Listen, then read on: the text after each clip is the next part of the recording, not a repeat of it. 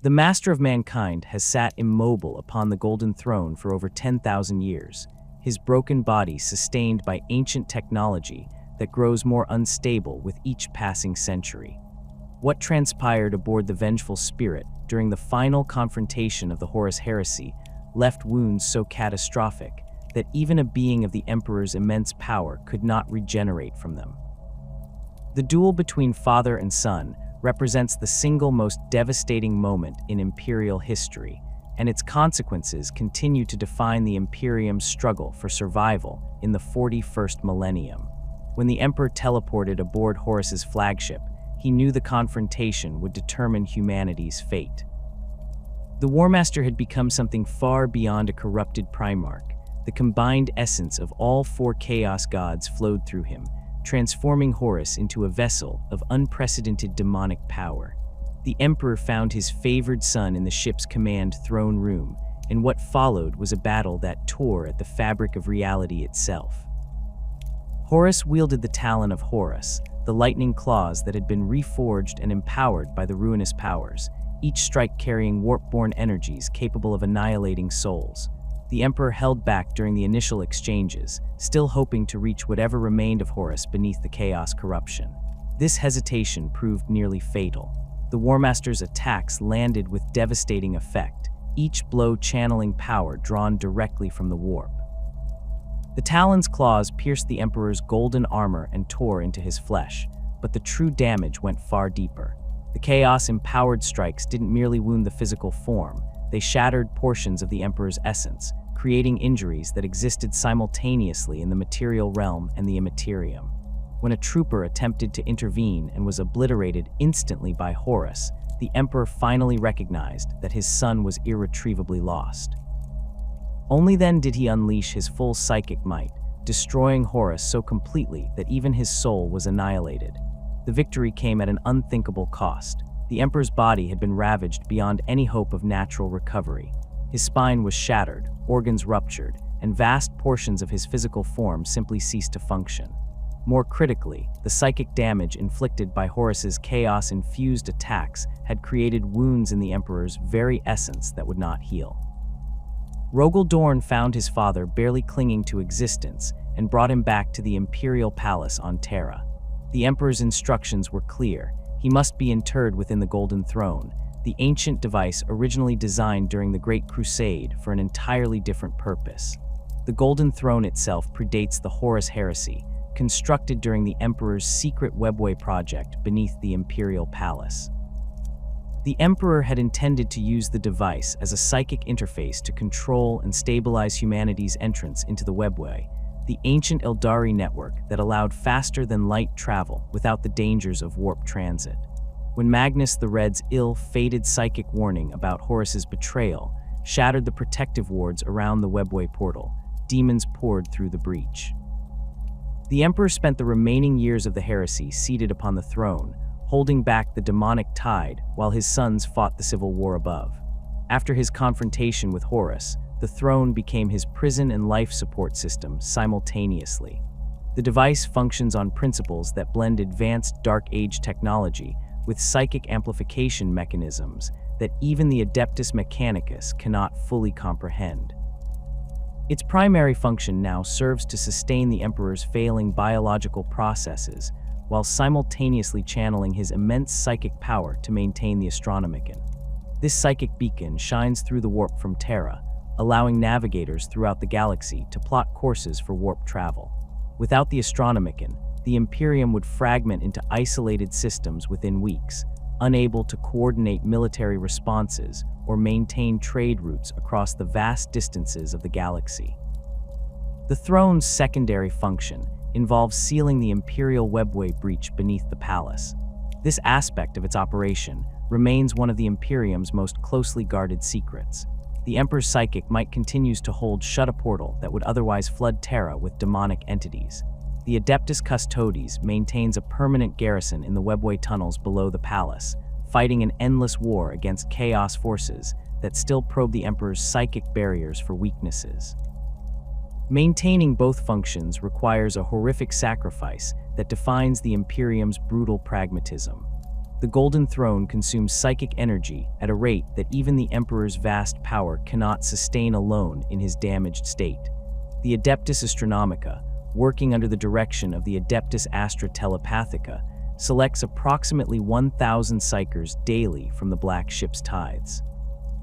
These psychers are brought before the Golden Throne, and their life force is drained to feed the device and sustain the Emperor. The process is absolute. The psychers are consumed entirely, their souls burned away to provide the necessary psychic energy. This sacrifice has continued every single day for over 10 millennia, representing billions of psychers who have died to keep the Emperor alive and the Astronomican burning.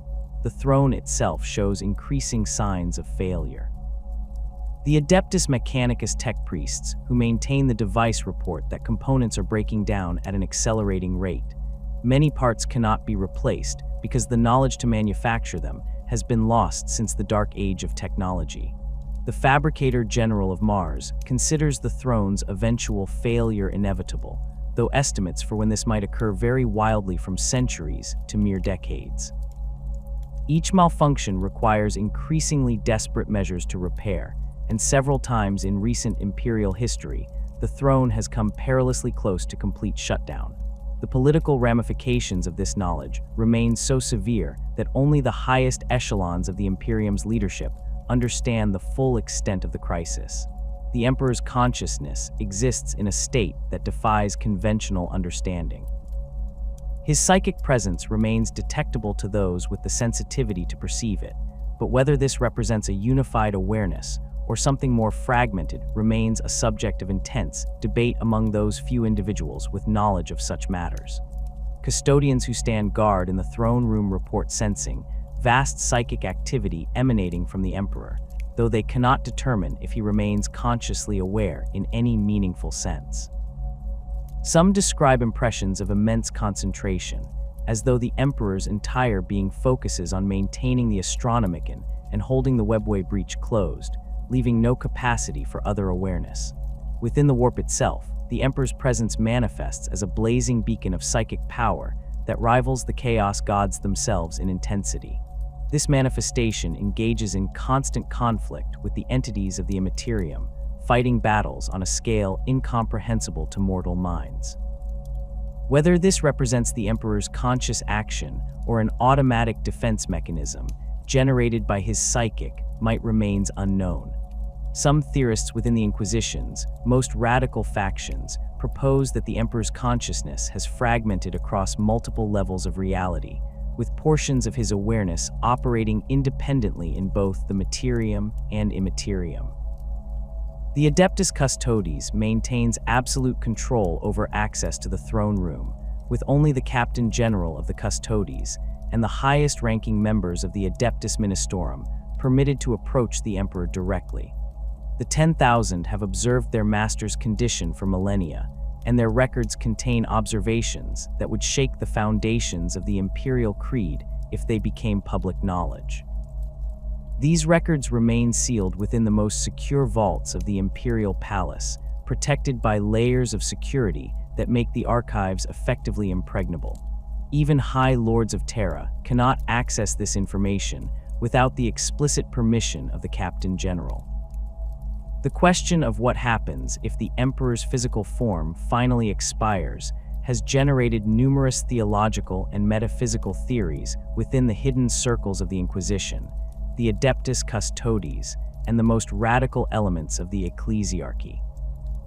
Among these theories, none has proven more persistent or controversial than the Star Child concept, a doctrine that emerged during the earliest days of the Imperium and continues to influence certain fringe beliefs despite its dubious canonical status within official imperial theology.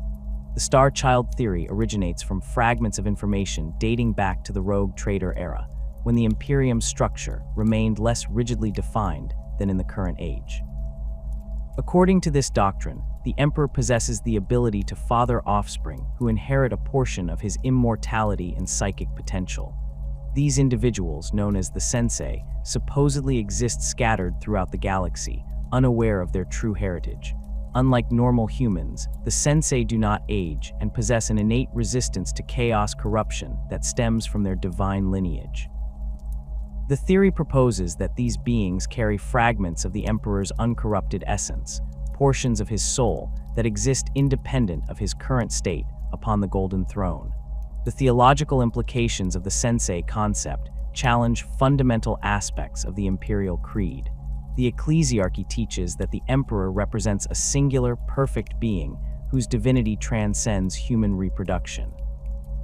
The suggestion that he fathered children during his time walking among humanity introduces complexities that most members of the Adeptus Ministorum find heretical. Yet the theory persists in certain circles, particularly among those who seek alternatives to the Imperium's current trajectory towards slow extinction. The Sensei themselves, if they exist, would represent living repositories of the Emperor's original nature, the aspects of his being that existed before his internment upon the throne and his subsequent deification by the masses of humanity. Connected to the Sensei theory exists an even more secretive organization, allegedly known as the Illuminati. This cabal supposedly consists of individuals who have been possessed by demons and subsequently freed themselves through sheer force of will, emerging from the experience with an understanding of chaos that transcends normal human comprehension. The Illuminati, according to the theory, have spent millennia searching for the Sensei and gathering them for a specific purpose. Their ultimate goal involves bringing these scattered offspring together at the moment of the Emperor's physical death, allowing their combined essence to merge with his departing soul. This fusion would theoretically enable the Emperor's rebirth as the Star Child, a new god of order untainted by the accumulated spiritual weight of 10,000 years of worship, suffering, and psychic strain. The Star Child doctrine proposes that this reborn Emperor would emerge as a true god within the warp, possessing the full measure of his original power combined with genuine divinity achieved through the faith of countless billions. Unlike his current state, where his consciousness remains divided between maintaining the Astronomican, holding the webway breach closed, and fighting the chaos gods in the Imperium, the Star Child would exist as a unified entity capable of acting with purpose and intent. This reborn god would theoretically possess the power to challenge the ruinous powers directly, potentially reshaping the balance of power within the warp itself. The practical problems with this theory are numerous and severe. First, the existence of the Sensei remains unverified by any reliable Imperial authority. No confirmed sightings exist within official records, and the Inquisition has found no concrete evidence supporting their existence despite occasional investigations into the matter. Second, even if the Sensei exist and could be gathered, the process of merging their essence with the Emperor's departing soul assumes a level of metaphysical control that may not be achievable. The warp operates according to principles that defy rational prediction, and attempting to engineer a divine rebirth through such means could just as easily result in catastrophic failure or corruption by chaos entities waiting to exploit the moment of transition. More credible than the Star Child theory, at least among those who study the Emperor's current condition, is the concept of soul fragmentation. The Emperor's psychic presence exists simultaneously across multiple planes of reality. His physical body remains trapped within the Golden Throne, sustained by technology and the daily sacrifice of psychers. His consciousness, however, appears to operate on several distinct levels. Within the Materium, some portion of his awareness maintains the Astronomican and holds the webway breach sealed. Within the Immaterium, his psychic presence manifests as a vast entity that battles the chaos gods and their demonic servants. Some theorists propose that additional fragments of his consciousness exist in states or locations that remain entirely unknown to Imperial authorities. This fragmentation may not represent damage or weakness, but rather an intentional strategy. The Emperor's understanding of the warp exceeded that of any other human being who has ever lived, with the possible exception of Magnus, the Red, before his fall to Tzeentch. It remains entirely plausible that the Emperor deliberately distributed aspects of his consciousness across multiple levels of reality as a defensive measure, ensuring that no single catastrophic event could destroy him entirely. Each fragment would operate with some degree of autonomy, pursuing objectives that serve his overall strategy, even if those fragments cannot communicate directly with each other. The implications of this fragmentation become particularly significant when considering the Emperor's growing divine nature. For 10,000 years, quadrillions of human beings across 1,000,000 worlds have offered prayers, devotion, and faith to the Master of mankind.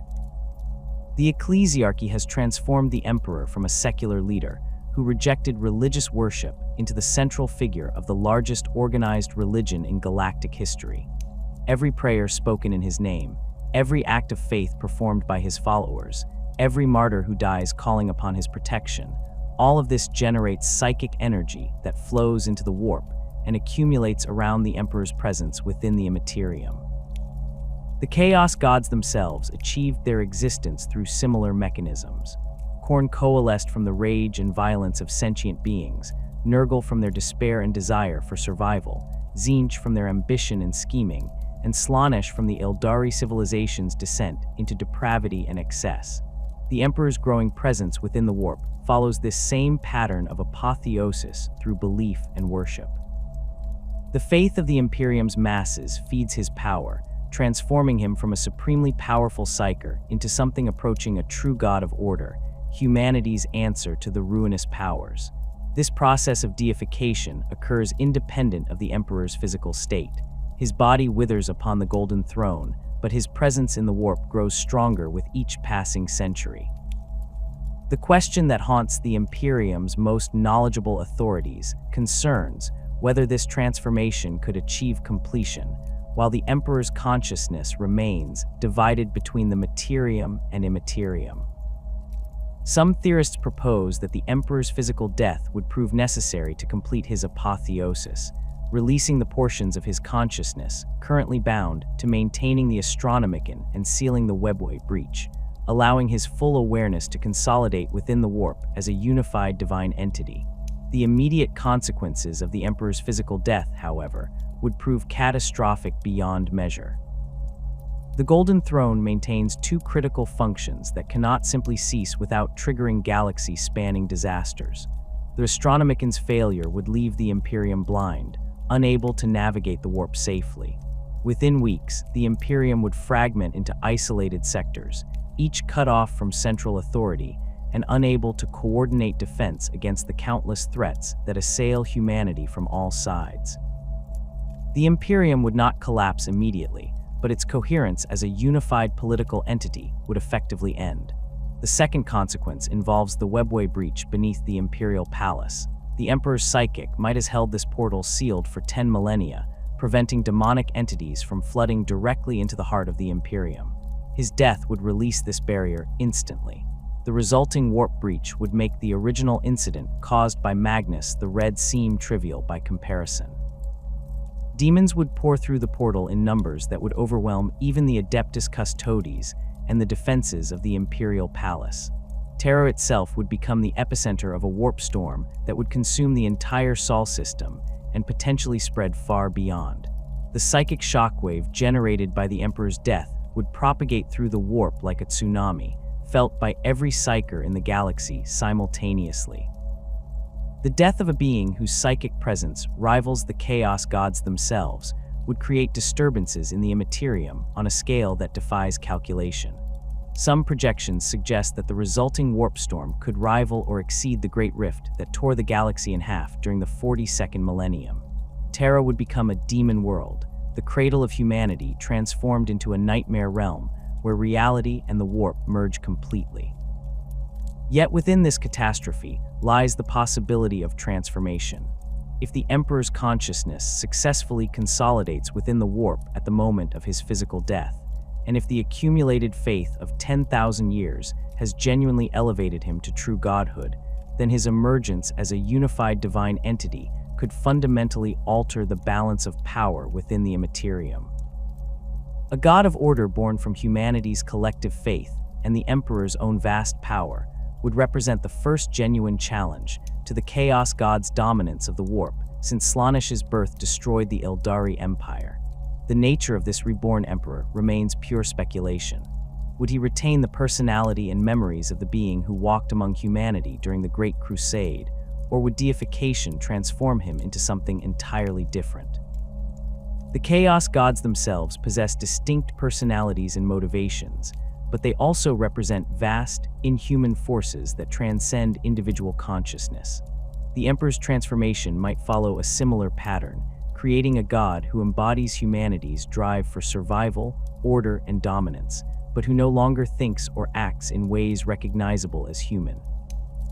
The return of Roboute Guilliman to the Imperium in the early 42nd millennium shattered assumptions that had stood unchallenged for 10,000 years. The 13th Primarch of the Ultramarines had lain in stasis since his wounding by the demon Primarch Fulgrim during the Horus Heresy's aftermath, his throat cut by the poisoned blade of the anathema. The wound refused to heal despite the Primarch's superhuman regenerative abilities, forcing his sons to place him within a stasis field where time effectively stopped. For millennia, Guilliman remained frozen at the moment of his death, displayed within the Temple of Correction on Muck Crag as both shrine and monument to the Imperium's lost glory. The circumstances of his revival began with the 13th Black Crusade and Abaddon the Despoiler's successful destruction of the Cadian Gate. As chaos forces poured through the widening warp rifts and the galaxy began tearing itself apart, an unlikely alliance formed between the Ultramarines and the Inari, a faction of Eldari who followed Ivrain, the prophet of the newly awakened god Ennead. The Inari possessed one of the Crone Swords of Vol, ancient weapons of immense power scattered across the galaxy and the warp. Ivrain claimed she could use the sword called Kavur to heal the Primarch's wound, but the process required reaching Muck Crag through a galaxy descending into anarchy. The journey to the Ultramarines' homeworld tested the fragile alliance between human and Xenos forces. Archmagos Belisarius Call accompanied the expedition, bringing with him the Armor of Fate, a suit of artificer armor he had spent millennia perfecting specifically for Guilliman's eventual return. Call's presence indicated that certain elements within the Mechanicus had anticipated this moment, suggesting planning that stretched back thousands of years.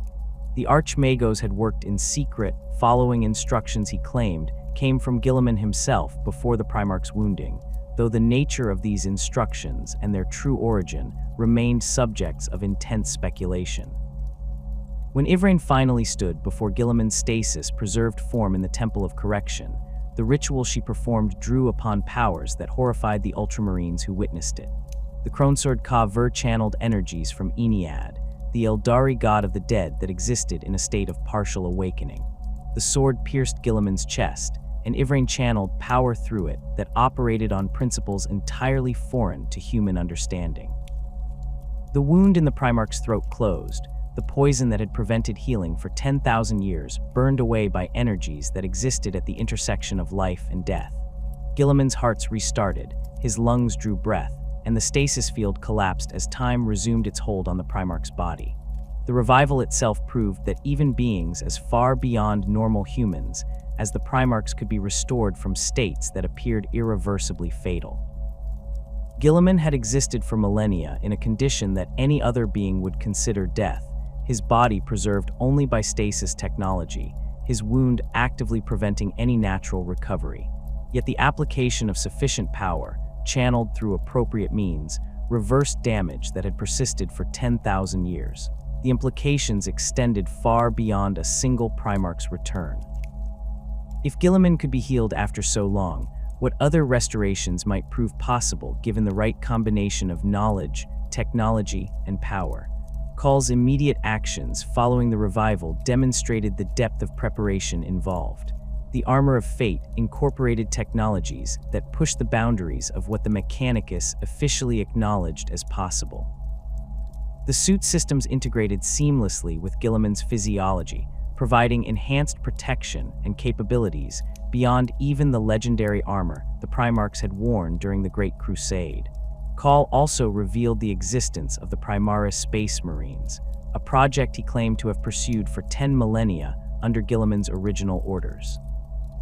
These enhanced Astartes represented a fundamental advancement in the Emperor's original work, incorporating genetic modifications and additional organs that made them superior to standard Space Marines in nearly every measurable way. The Primaris project's existence proved that the genetic knowledge the Emperor had used to create the Space Marines and Primarchs had not been entirely lost. Cawl had somehow preserved, studied, and built upon this information, achieving advances that the Imperium had assumed impossible after the Emperor's internment upon the Golden Throne. The Archmagos had worked with samples of the Primarch's genetic material, refining and improving upon the original template. If such work could be accomplished with the Primarch's gene seed, questions arose about what might be possible with access to the Emperor's own genetic material and the advanced technologies that sustained him upon the Golden Throne. Guilliman's journey to Terra following his revival brought him face to face with the Imperium he had helped create, now transformed into something he barely recognized. The secular imperial truth he had fought to establish had been completely supplanted by the imperial creed, which deified his father as a god. The Ecclesiarchy wielded enormous political power, commanding resources and authority that Guilliman found disturbing. The administratum had calcified into a bureaucratic nightmare where decisions took decades to implement. The Inquisition operated with unchecked authority, declaring entire worlds heretical and ordering their destruction on the judgment of single individuals. Everything about the Imperium's current state contradicted the vision Guilliman remembered from the Great Crusade. The Primarch's meeting with his father in the throne room represented a moment of profound significance and horror. Guilliman entered the chamber expecting to find the Emperor he remembered, the being who had created him, who had led the Great Crusade with vision and purpose, who had represented humanity's best hope for a rational, enlightened future. What he encountered instead shook him to his core. The Emperor's communication, when it came, felt cold and alien, lacking any trace of the paternal warmth or human connection Guilliman remembered. The being that spoke to him seemed to regard the Primarch as a tool, a useful instrument to be deployed in the ongoing struggle for humanity's survival, but nothing more. Guilliman's own accounts of this meeting, shared only with his closest advisors, described a presence that felt utterly inhuman. Whether this represented a genuine change in the Emperor's nature, a result of 10,000 years of suffering and deification, or whether it revealed something about the Emperor that had always existed beneath the surface, Guilliman could not determine.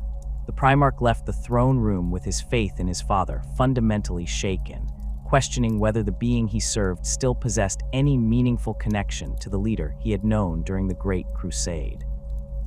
The theological implications of this encounter remained carefully suppressed. The Ecclesiarchy could not be allowed to learn that a returned Primarch harbored doubts about the Emperor's divine nature.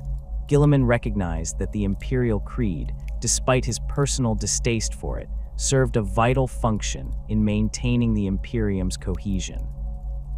Billions of humans across 1 million worlds drew strength from their faith, and that faith generated real power in the form of phenomena like the living saints, and the protection prayers seemed to offer against demonic corruption. Dismantling the Ecclesiarchy's authority would create chaos that the Imperium could not survive in its current weakened state. Yet Guilliman's return immediately triggered political conflicts that demonstrated what the Emperor's own return might unleash on a far larger scale. The Primarch claimed authority as the Lord Commander of the Imperium, a title he had held during the Great Crusade and which technically had never been revoked. This position placed him above even the High Lords of Terra in the imperial hierarchy. The existing power structures resisted this assertion, with various factions attempting to limit Guilliman's authority or manipulate him for their own purposes. The Ecclesiarch particularly opposed the Primarch's secular outlook and his barely concealed contempt for the imperial creed. Guilliman's reforms began immediately despite this resistance. He reorganized the High Lords of Terra, removing those he judged incompetent or corrupt and installing individuals he believed would serve the Imperium more effectively. He launched the Indomitus Crusade, deploying the new Primaris Space Marines across the galaxy to reinforce beleaguered Imperial forces. He attempted to streamline the administratum's bureaucratic processes and improve coordination between the Imperium's various military forces. Every reform met resistance from entrenched interests that had operated unchallenged for millennia. The Primarch's experience with the Mechanicus proved particularly relevant to questions about the Emperor's potential restoration. Call had demonstrated capabilities that the mainstream Mechanicus considered borderline heretical. His work on the Primaris project required him to innovate and experiment rather than simply maintaining existing technology according to established ritual. The Archmagos had preserved knowledge that supposedly had been lost, suggesting that the Mechanicus's claims about the irretrievability of Dark Age technology might be overstated. If Call could accomplish such work in secret over 10,000 years, what might be possible with the full resources of Mars directed toward a single goal? The Golden Throne's maintenance represented the Mechanicus's highest priority, yet their approach remained fundamentally conservative. Tech priests treated the device as a holy relic, performing repairs according to ancient protocols, without fully understanding the principles involved. Call's methods suggested an alternative approach, studying the throne's mechanisms with the goal of genuine comprehension rather than rote maintenance. Such study might reveal options for the Emperor's restoration that the Mechanicus's traditional methods could never discover.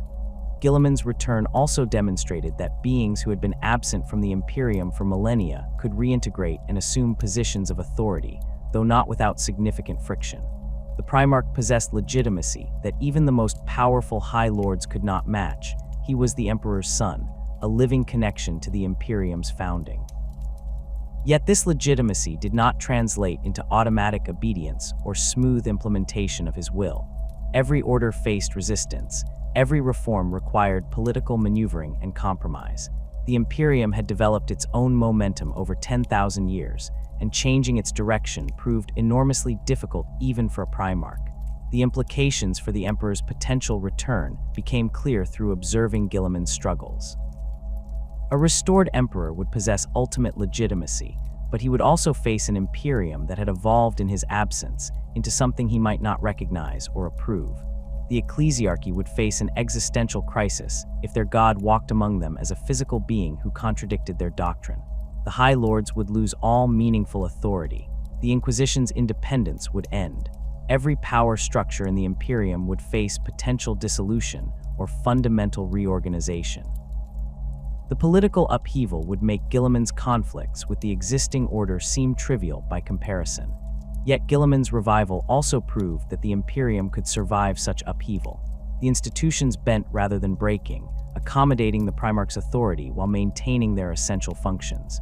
The Imperium possessed a resilience born of 10,000 years of surviving every conceivable catastrophe. It had endured Black Crusades, wars, Tyrannid hive fleets, and countless other threats.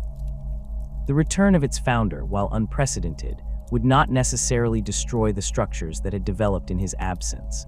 Those structures might transform, but transformation differed from collapse. The precedent Guilliman's awakening extended beyond politics to the realm of what remained physically possible.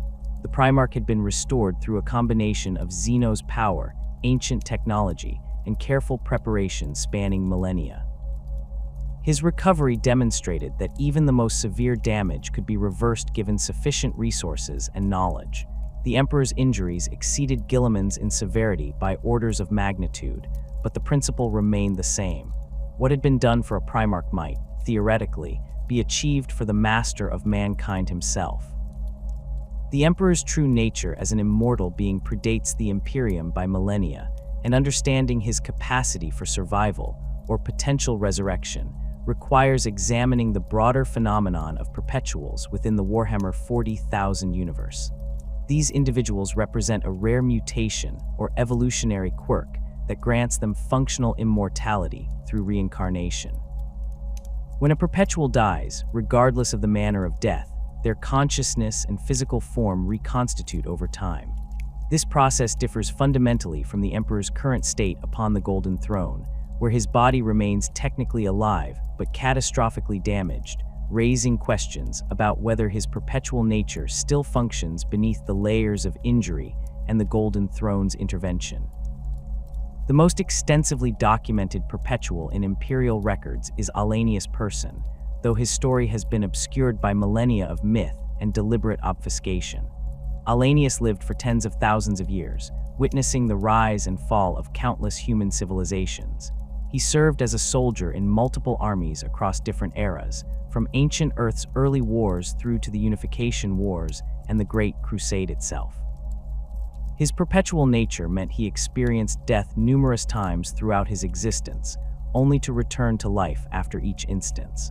The process was neither instantaneous nor comfortable. Accounts suggest that perpetual resurrection could take days or weeks, depending on the severity of the fatal injuries, and the experience of dying and returning left psychological scars that accumulated over millennia. During the Horus Heresy, Alanius served as a guardsman in the Imperial army, having deliberately chosen obscurity rather than leveraging his ancient knowledge for personal gain. His presence aboard the Vengeful Spirit during the final confrontation between the Emperor and Horus has been documented in various sources, though the exact nature of his intervention remains disputed. Some accounts describe him interposing himself between the Emperor and Horus at a critical moment, buying the Emperor precious seconds to unleash his full power against the War Master. Whether this intervention proved decisive or merely symbolic, Alanius died in that throne room, obliterated by chaos-infused energies that may have destroyed him so completely that even his perpetual nature could not trigger resurrection.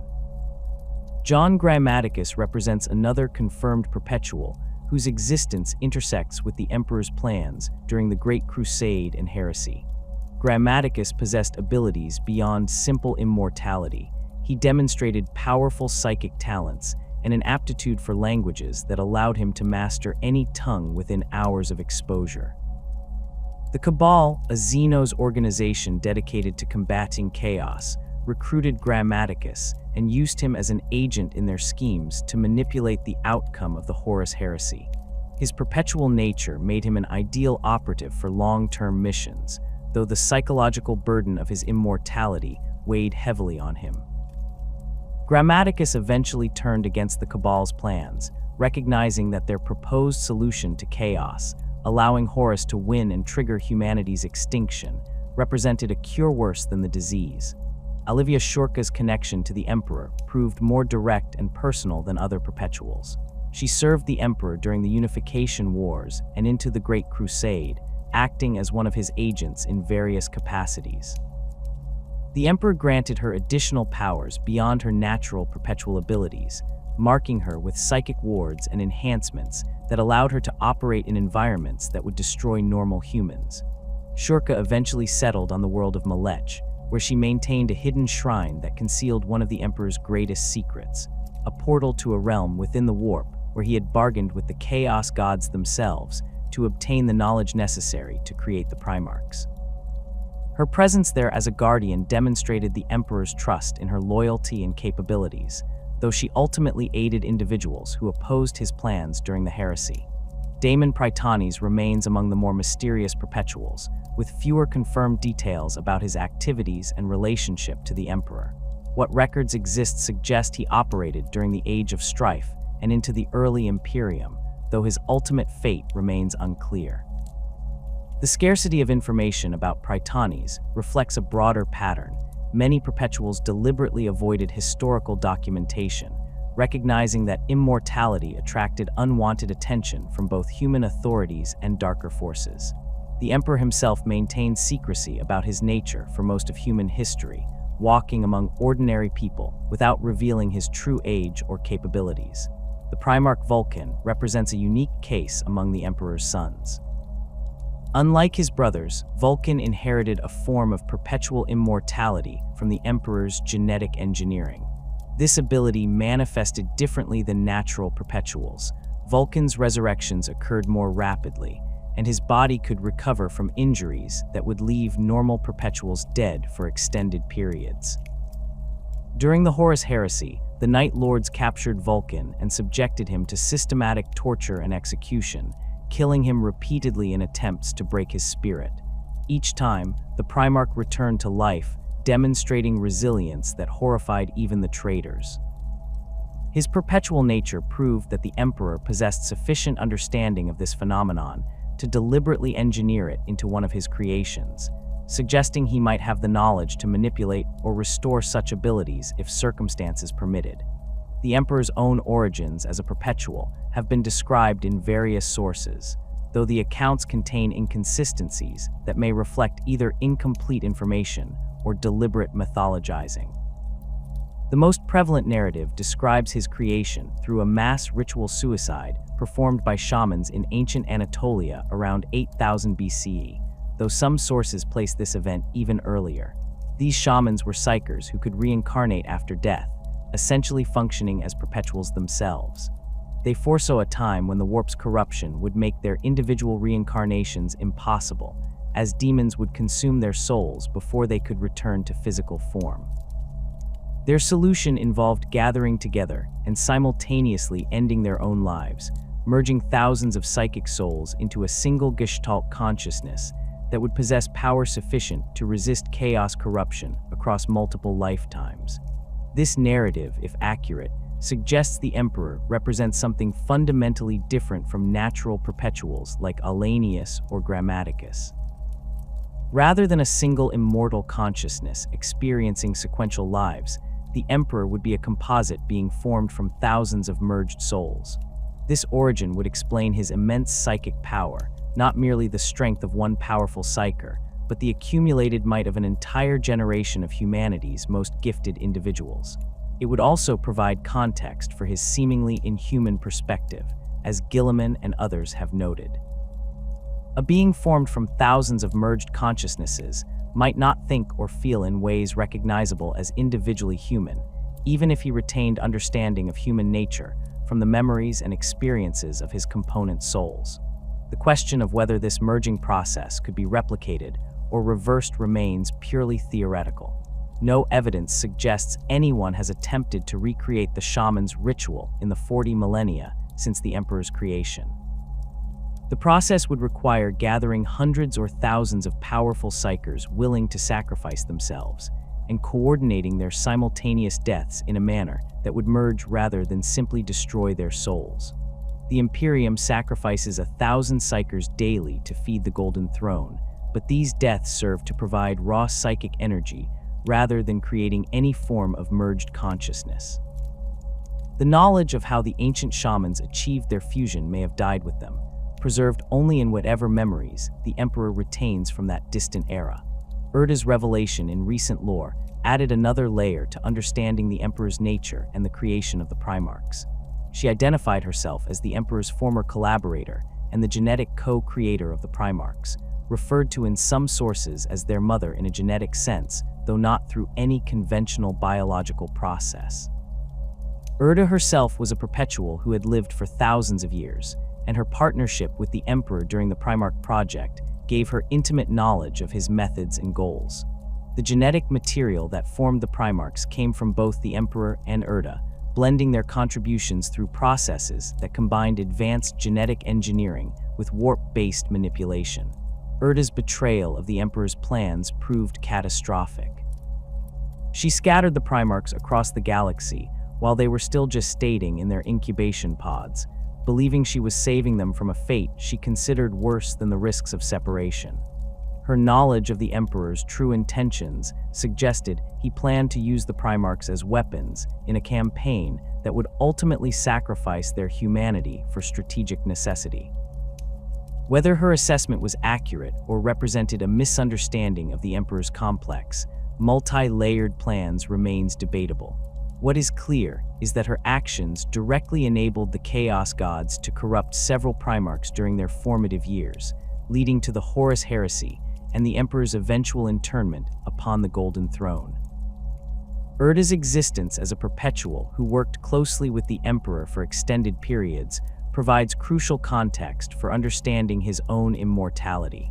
She witnessed his methods, his manipulation of both genetic material and warp energies, and his long-term planning across timescales that would exhaust normal human comprehension. Her eventual disillusionment with his goals suggests the Emperor's plans involved elements that even another perpetual with millennia of experience found disturbing. After scattering the Primarchs, Erda went into hiding, using her knowledge of the Emperor's methods to conceal herself from his awareness for 10,000 years. This successful concealment from a being of the Emperor's vast psychic power demonstrates that perpetuals possess capabilities for evading detection that go beyond simple immortality. The theoretical implications of the Emperor's perpetual nature for his potential resurrection center on whether that fundamental aspect of his being remains intact beneath his injuries. Natural perpetuals resurrect automatically after death, their consciousness and physical form reconstituting without external intervention. The Emperor's current state complicates this process in multiple ways. First, he is not technically dead. His body continues to function, sustained by the Golden Throne and the daily sacrifice of psychers. The perpetual resurrection mechanism might only trigger upon actual death, meaning his current sustained state could prevent the natural cycle from activating. Second, the nature of the Emperor's injuries goes beyond physical damage. Horus wielded chaos-empowered weapons that struck at the Emperor's essence across multiple levels of reality simultaneously. These wounds exist in both the materium and the immaterium, creating damage that might interfere with the resurrection process that works for other perpetuals. A normal perpetual who suffers physical death can reconstitute their body because their consciousness remains intact within the warp during the transition. The Emperor's psychic presence is already active within the warp, fighting continuous battles against the chaos gods. This division of his consciousness between maintaining the Astronomican, holding the webway breach sealed, and combating chaos entities might mean there is no unified consciousness available to trigger resurrection in the conventional perpetual manner. Third, the Emperor's deification over 10,000 years has fundamentally altered his nature. The faith of quadrillions of humans has poured psychic energy into his presence within the warp, transforming him from a supremely powerful perpetual psyker into something approaching a true god. This transformation might have overridden or subsumed his original perpetual nature. Gods within the warp do not die and resurrect in the manner of perpetuals. They exist as vast, semi-permanent presences that can be diminished but not easily destroyed. If the Emperor has genuinely achieved godhood through accumulated faith, his perpetual nature might have become irrelevant, replaced by divine existence that operates according to entirely different principles. The Golden Throne itself represents the final complication. The device maintains the Emperor's physical body in a state between life and death, while simultaneously channeling his psychic power to serve the Imperium's needs. This artificial intervention might actively prevent the natural perpetual resurrection cycle from initiating. If the Emperor's physical body were to die while still connected to the throne, the device's mechanisms might attempt to sustain him anyway, creating a paradoxical state where he is dead but cannot progress to resurrection because the throne refuses to release him. Alternatively, the throne's failure might release him to die properly, finally allowing his perpetual nature to activate after 10,000 years of suppression. The experiences of other perpetuals suggest that resurrection time correlates with the severity of fatal injuries. Alanius' person could return from ordinary deaths within days, but more catastrophic destruction required longer periods. The Emperor's injuries represent the most severe damage ever inflicted on a perpetual, combining physical destruction with psychic wounds that span multiple planes of reality. If his perpetual nature remains functional and could activate upon true death, the resurrection process might require centuries or millennia rather than the days or weeks other perpetuals experience. The Imperium would need to survive without him during this period, facing all the catastrophic consequences of the Golden Throne's failure and the Astronomican's extinction.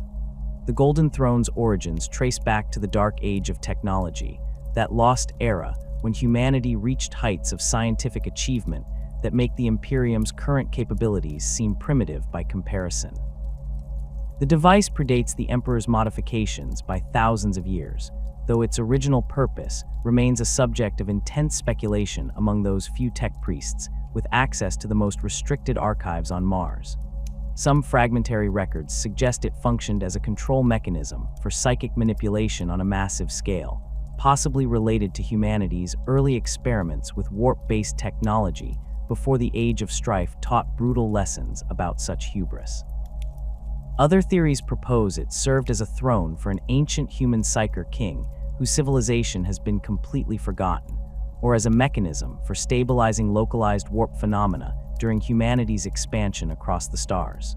What is certain is that the Emperor discovered or acquired the device at some point during the Unification Wars or the early Great Crusade. He recognized its potential for his most ambitious project, the creation of a human-controlled pathway into the webway. The Eldari had built this vast network of tunnels through the warp during the height of their civilization, allowing faster-than-light travel without the dangers of direct warp exposure. The Emperor intended to give humanity access to this network, freeing the species from dependence on navigators and the unpredictable nature of warp travel. The Golden Throne would serve as his psychic interface, allowing him to maintain and control the portal he was constructing beneath the Imperial Palace on Terra. The Emperor spent decades modifying the ancient device, integrating technologies that blended the Dark Age artifact's original mechanisms with his own understanding of psychic phenomena and warp manipulation. He constructed an entire hidden facility beneath the palace, excavating through Terra's bedrock to create chambers that would house the webway portal and its supporting infrastructure. The scale of this construction dwarfed even the palace itself, with tunnels extending for kilometers in all directions and chambers large enough to accommodate armies. The project consumed vast resources and required the Emperor's personal attention for extended periods, time he could not spend leading the Great Crusade directly. Magnus the Red's psychic warning about Horus's betrayal shattered everything the Emperor had built. The Crimson King, desperate to alert his father about the War Master's corruption, used his immense psychic power to send a message directly to Terra.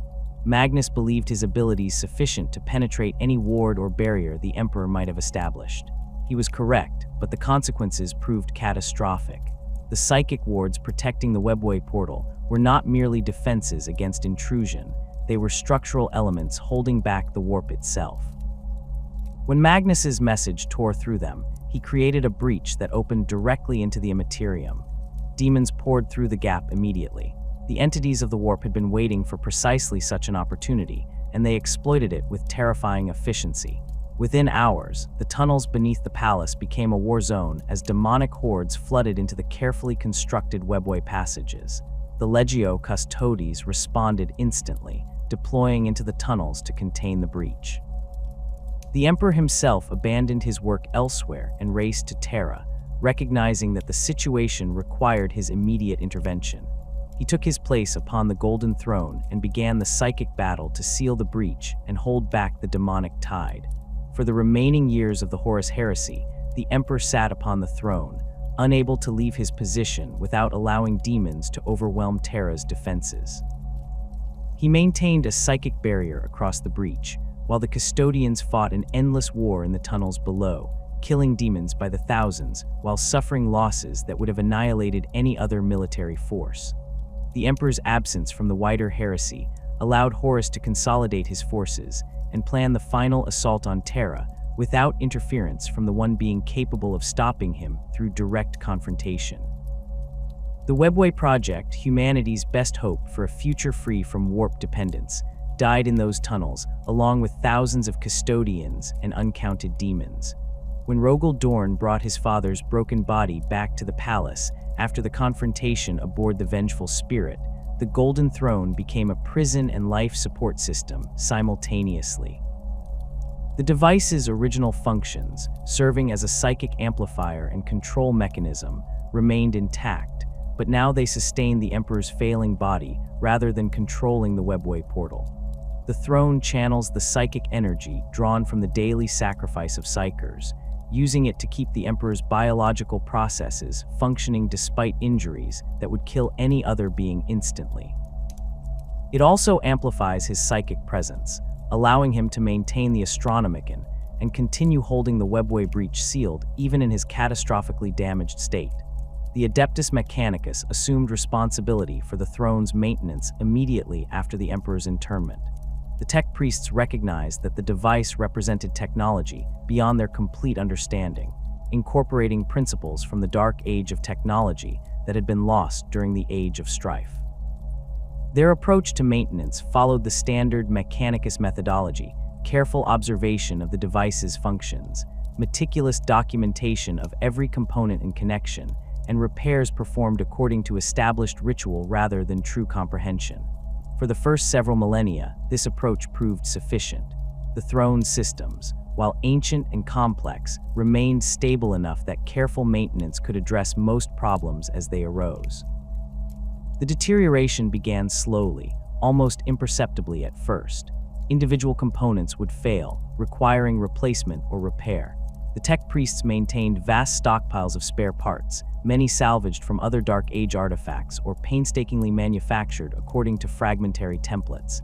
As centuries turned to millennia, however, the failures accelerated. Components that had functioned flawlessly for thousands of years began breaking down with increasing frequency. More critically, certain parts proved impossible to replace when they failed. The knowledge of how to manufacture them had been lost, and no existing examples could be found anywhere in the Imperium's territories. The tech priests began cannibalizing other ancient devices to keep the throne operational.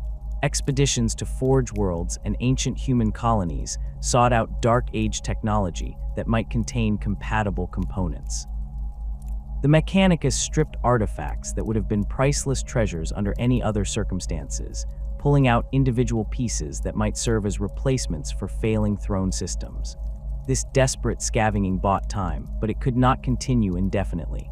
The supply of compatible ancient technology was finite, and each passing century saw that supply dwindle further. By the 41st millennium, the situation had reached a critical state. The Fabricator General of Mars maintained constant communication with the tech priests stationed in the throne room, receiving hourly updates on the device's status. Failure rates for critical systems had increased by orders of magnitude compared to earlier millennia. Systems that once required maintenance every few decades now needed attention every few months or even weeks. The tech priests performed increasingly desperate repairs, bypassing failed components, rerouting power through alternate systems, and implementing temporary fixes that they knew could not last. Archmago's Dominus Belisarius Call approached the problem from a fundamentally different angle than his peers in the Mechanicus. While other tech priests treated the throne as a holy relic to be maintained, but never truly understood, Call studied it with the goal of genuine comprehension. His work on the Primaris Space Marines demonstrated his willingness to innovate rather than simply preserve, to experiment and advance rather than merely maintain existing knowledge. He applied the same philosophy to his secret research into the Golden Throne's mechanisms, research that many in the Mechanicus would consider heretical if they knew its full extent. Call's investigations revealed troubling information about the throne's fundamental design. The device was never intended for continuous operation over millennia. Its original creators, whoever they were, had built it for intermittent use, powerful activation periods followed by dormancy that would allow its systems to cool and reset. The Emperor's modifications had extended its capabilities, but even his genius could not completely overcome the limitations of the underlying technology. 10,000 years of constant operation had stressed every system beyond its design parameters. The throne was, quite literally, dying of exhaustion.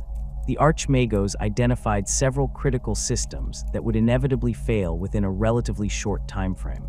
The psychic amplification arrays showed signs of crystalline decay that could not be reversed with any known technique. The biological interface mechanisms that connected the Emperor's body to the throne systems were degrading, their organic components breaking down despite the preservative measures the tech priests had implemented. Most critically, the power distribution network that channeled energy from the sacrifice psychers to the Emperor showed increasing instability, with fluctuations that suggested catastrophic failure could occur with minimal warning. Call's proposed solutions ventured into territory that the Mechanicus officially forbade. He suggested that rather than continuing to repair the throne, the Mechanicus should consider building a replacement using modern understanding combined with recovered Dark Age knowledge. This approach would require innovation and experimentation on a massive scale, directly contradicting the cult Mechanicus's doctrine that all true knowledge came from the past, and that innovation represented dangerous deviation from the Omnissiah's will. The fabricator general rejected this proposal, though Call suspected the rejection stemmed more from political considerations than technical objections. The Proteus Protocol represented another avenue of forbidden research that certain elements within the Mechanicus had pursued in absolute secrecy. References to this protocol appeared in heavily encrypted data cores recovered from Forge worlds that had been isolated since the Horus Heresy. The fragments suggested a Dark Age technology capable of transferring human consciousness from a failing body into a new vessel, whether biological, mechanical, or some hybrid of the two. The process supposedly preserved not just memories and personality, but the essential psychic signature that defined an individual's presence in the warp. If the Proteus Protocol actually existed and could be made functional, it might offer a solution to the Emperor's physical deterioration. His consciousness could theoretically be transferred from his current broken body into a new vessel while maintaining the psychic connection necessary to power the Astronomican and hold the webway breach sealed. The technical challenges would be immense, creating a vessel capable of housing a consciousness of the Emperor's magnitude, ensuring the transfer process did not damage his psychic abilities, and maintaining continuity of function during the transfer to prevent even a momentary lapse in the Astronomican's operation. Any of these challenges might prove insurmountable, but the potential rewards justified investigation. The Mechanicus vaults on Mars contained technologies that had been sealed away for millennia, deemed too dangerous or too poorly understood for general use. Among these forbidden devices were several that related to human enhancement, consciousness manipulation, and biological reconstruction. The butcher's nails that Angron and his world eaters had implanted represented crude, barbaric versions of neural augmentation technology that had existed during the Dark Age. Properly understood and implemented, similar technologies might allow for the reconstruction of the Emperor's damaged neural tissues, potentially restoring functions that had been lost since his wounding. Genetic reconstruction technologies represented another category of forbidden knowledge. The Emperor's creation of the Primarchs had required manipulation of genetic material at levels that went far beyond anything the current Imperium could achieve. Call's work on the Primaris Marines proved that some of this knowledge could be recovered and applied, but the Primarchs themselves represented a level of genetic engineering that incorporated warp-based elements alongside purely biological modifications. The Emperor had blended material science with immaterial manipulation in ways that no one else had successfully replicated. Some Mechanicus archives contained fragments of data related to these techniques, locked away because even studying them might constitute heresy. The timeline for the throne's complete failure varied depending on which tech priest's analysis one consulted. The most optimistic projections suggested centuries remained before catastrophic breakdown became inevitable. These estimates assumed that the current rate of deterioration would remain constant, and that the tech priests would continue finding ways to repair or bypass failing systems. More pessimistic analyses, including some of Call's private calculations, suggested that total failure could occur within decades or even years. These projections factored in the accelerating nature of the deterioration and the dwindling supply of compatible replacement components. The consequences of the throne's failure would cascade across the entire Imperium within hours of the initial collapse. The Astronomican would extinguish immediately, plunging the galaxy into navigational darkness. Ships traveling through the warp would find themselves lost, unable to determine their position or plot courses to their destinations. The Imperium's military forces, scattered across 1 million worlds, would lose all ability to coordinate their movements. Trade routes that sustained entire sectors would collapse as merchant vessels could no longer safely traverse the distances between systems. Terra itself would face immediate existential threat from the webway breach. The Emperor's psychic might currently holds this portal sealed, preventing demonic entities from flooding into the tunnels beneath the palace. His death would release this barrier instantly. The custodians have fought in those tunnels for 10,000 years, maintaining a defensive perimeter around the breach, but they do so with the Emperor's power supporting them. Without that support, they would face a demonic incursion of unprecedented scale. The demons would not simply overwhelm the custodian defenders, they would pour through the breach in numbers sufficient to consume Terra entirely. The psychic shockwave from the Emperor's death would propagate through the warp like a supernova, felt by every psyker in the galaxy simultaneously. Astropaths would die by the thousands, their minds burned out by the psychic backlash. Sanctioned psykers serving with Imperial military forces would suffer seizures, madness, or death. Even non-psykers with latent abilities might experience the event as crushing headaches, nightmares, or temporary psychotic episodes. The warp itself would roil with unprecedented turbulence, making any form of warp travel suicidally dangerous for years or decades afterward. Terra would become the epicenter of a warp storm that would make the Great Rift seem localized by comparison. The concentration of psychic energy released by the Emperor's death, combined with the immediate breach opening beneath the palace, would tear reality apart across the entire Sol system. Every world humanity had colonized in its home system would find itself consumed by warp phenomena, their populations either killed outright or transformed into something no longer recognizably human. The cradle of humanity would become a demon world, a permanent wound in reality where the materium and immaterium merged into nightmare. The Adeptus Mechanicus understood these consequences with perfect clarity, which made their inability to prevent them all the more frustrating. The Tech Priests had spent 10,000 years maintaining the Golden Throne, pouring countless resources into keeping it functional, and they could see their efforts failing despite their best attempts. Some among the Mechanicus argued for revealing the full extent of the crisis to the wider Imperium, believing that only a coordinated effort involving all of humanity's resources might find a solution.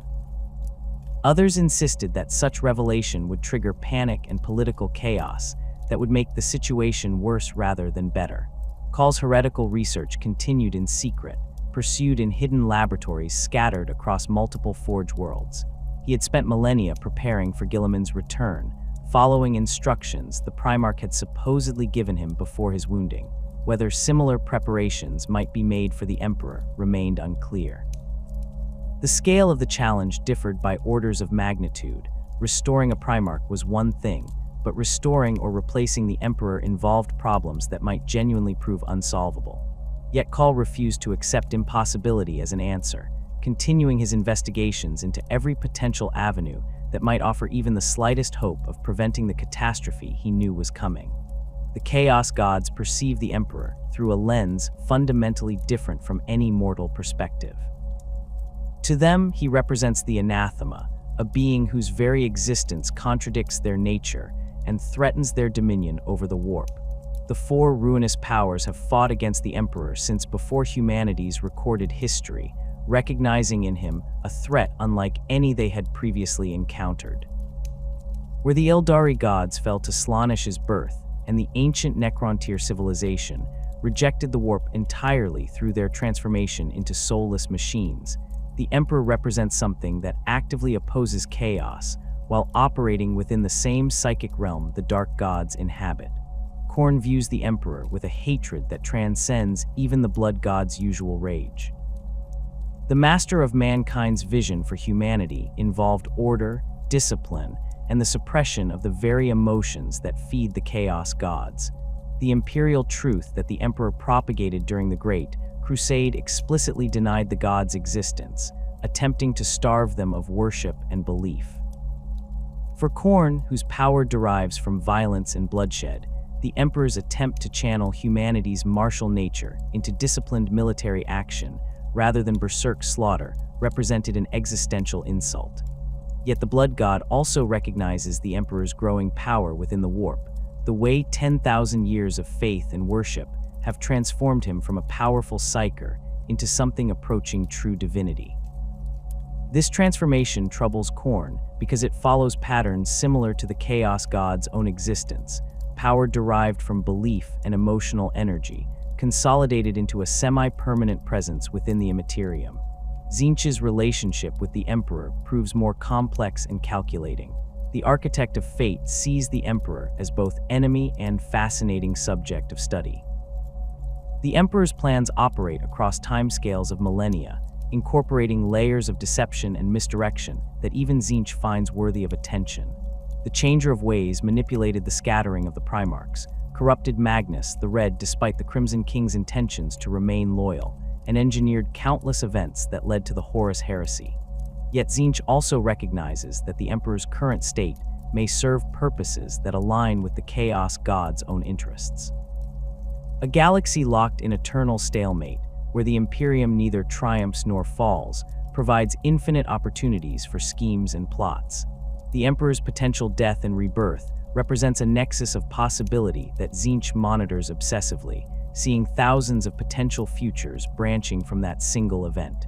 Nurgle regards the Emperor with a mixture of contempt and grudging respect.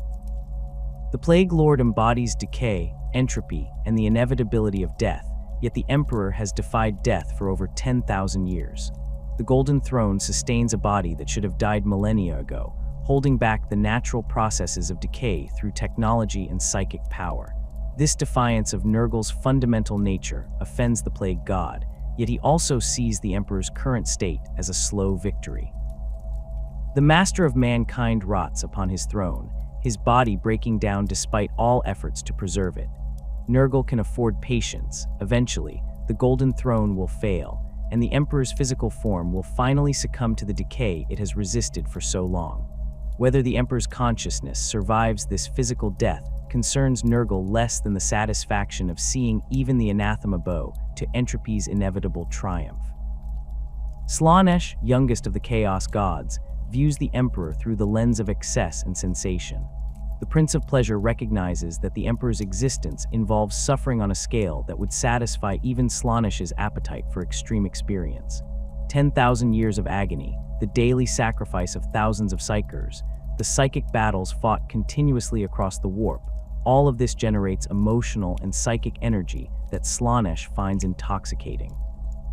The Dark Prince also understands that the Emperor's potential rebirth would create a moment of transformation, so profound that it would generate psychic phenomena across the entire galaxy. Such an event would rival Slaanesh's own birth, which destroyed the Eldari civilization and created the Eye of Terror. The prospect of experiencing or influencing such a moment drives Slaanesh's interest in the Emperor's fate. The theory that the Chaos Gods deliberately prevent the Emperor's true death has gained traction among certain inquisitors who study the nature of chaos and its relationship to the Imperium. The logic follows a brutal calculus. The Emperor's death would trigger his apotheosis, potentially creating a fifth Chaos God or an entity of equivalent power aligned with order rather than chaos. Such an entity would possess the accumulated faith of 10,000 years and the Emperor's own vast psychic might, unified into a conscious divine being capable of challenging the ruinous powers directly. The current situation, where the Emperor lingers in a state between life and death, prevents this apotheosis while simultaneously keeping the Imperium functional enough to continue existing as a source of souls, suffering, and emotional energy that feeds the Dark Gods. This theory suggests that chaos interventions throughout Imperial history have followed patterns designed to maintain the status quo rather than destroy the Imperium outright. The Black Crusades launched by Abaddon the Despoiler inflict tremendous damage, but never quite achieve total victory. Demon incursions devastate worlds, but rarely expand beyond containable limits before Imperial forces mount successful counterattacks. The Great Rift itself, while catastrophic, split the Imperium rather than destroying it entirely, creating two struggling halves that continue fighting rather than collapsing into complete anarchy. Each crisis pushes the Imperium to the brink without tipping it over the edge, maintaining the galaxy in a state of perpetual warfare that serves the Chaos God's interests. Abaddon the Despoiler's strategic objectives regarding Terra and the Golden Throne reflect this ambiguity. The Warmaster of Chaos has spent 10,000 years building his forces and launching Black Crusades from the Eye of Terror, each campaign striking at different strategic targets across the Imperium. His 13th Black Crusade achieved what 12 previous attempts had failed to accomplish: the destruction of Cadia and the creation of the Cicatrix Maledictum. This massive warp rift tore the galaxy in half, severing entire sectors from Terra's light and creating a permanent wound in reality that stretched across thousands of light years. The success demonstrated Abaddon's strategic brilliance and the power he had accumulated through millennia of preparation. Yet Abaddon did not march directly on Terra after Cadia's fall. The Warmaster possessed the momentum and forces to potentially strike at the throne world itself, but he instead dispersed his armies to consolidate control over the regions surrounding the Great Rift. This decision has prompted speculation about his true objectives. Does Abaddon actually seek the Emperor's destruction, or does he pursue some more complex goal that requires the Imperium's continued existence in a weakened state? The Despoiler serves chaos undivided, drawing power from all four ruinous powers rather than pledging himself to any single god. This independence gives him perspective that demon princes bound to individual gods lack, allowing him to pursue strategies that serve chaos as a whole rather than any particular aspect of it. The Warmaster's own statements about the Emperor, recorded by those who have survived encounters with him, reveal a hatred that goes beyond simple desire for destruction. Abaddon blames the Emperor for Horus's fate, for creating the Primarchs as tools rather than sons, for building an Imperium that was always doomed to fail due to its fundamental contradictions. Yet this hatred coexists with what might be interpreted as respect for the Emperor's power and the scope of his vision. Abaddon has spent 10 millennia proving himself worthy of the Warmaster title, building something that would eclipse even Horus's achievements during the heresy. Destroying the Emperor too quickly, before Abaddon has fully demonstrated his superiority, might feel like an incomplete victory. The question of whether chaos ultimately seeks the Emperor's destruction or transformation remains unresolved, because the chaos gods themselves may not agree on the answer. Khorne likely desires the Emperor's complete annihilation, viewing anything less as an insult to the blood god's martial pride.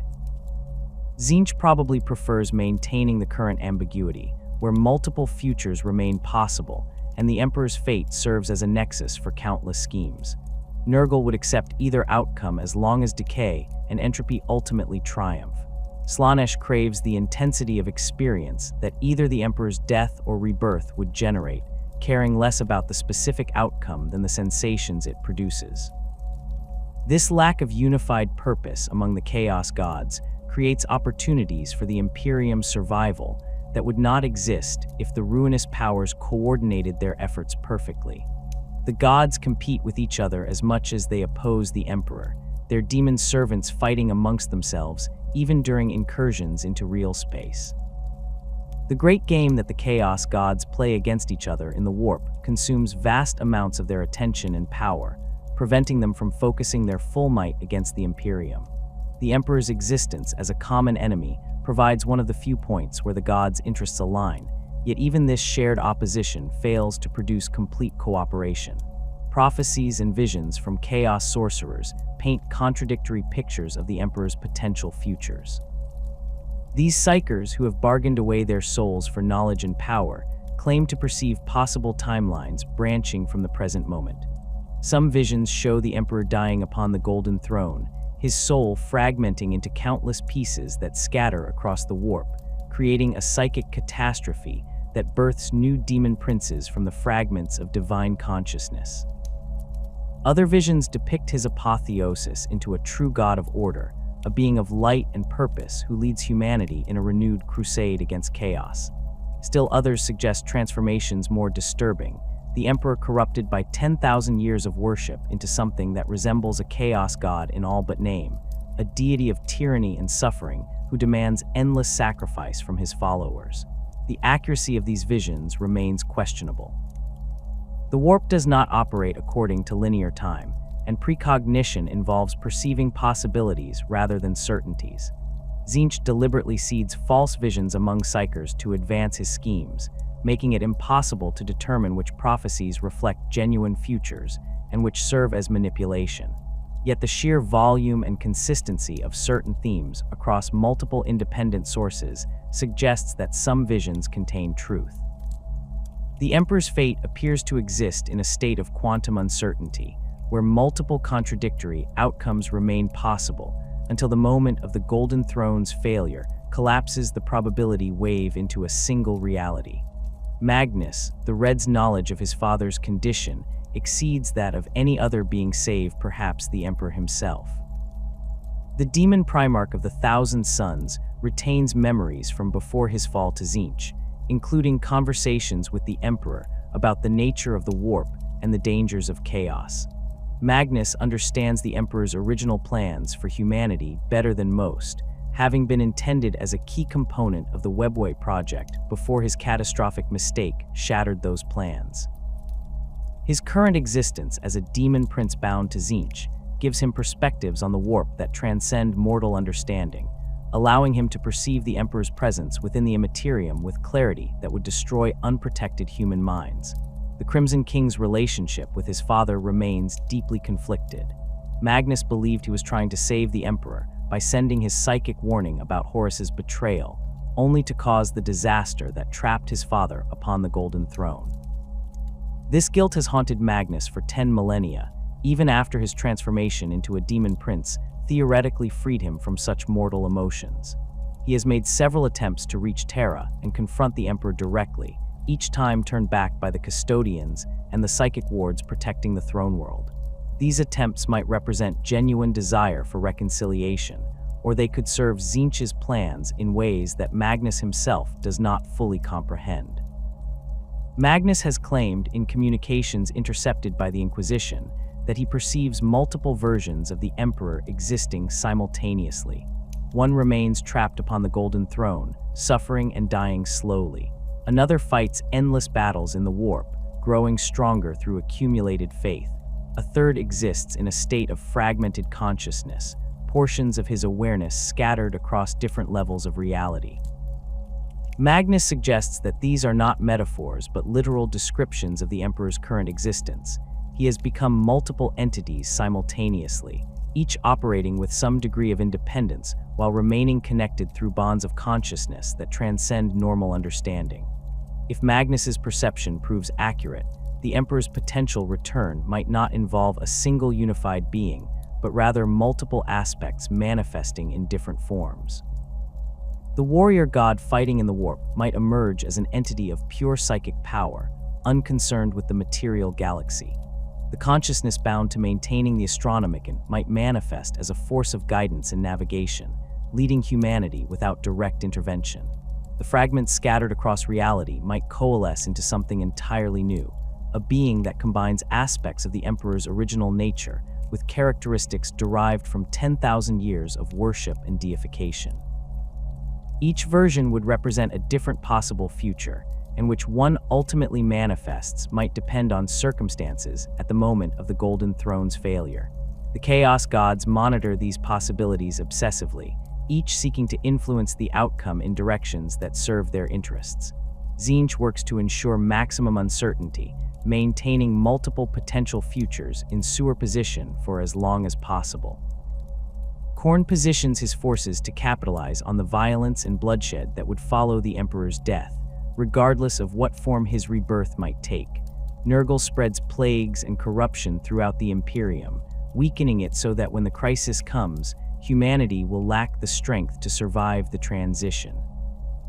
Slaanesh cultivates excess and depravity in Imperial society, ensuring that when the Emperor's control finally breaks, the resulting chaos will generate the intense emotions the Prince of Pleasure craves.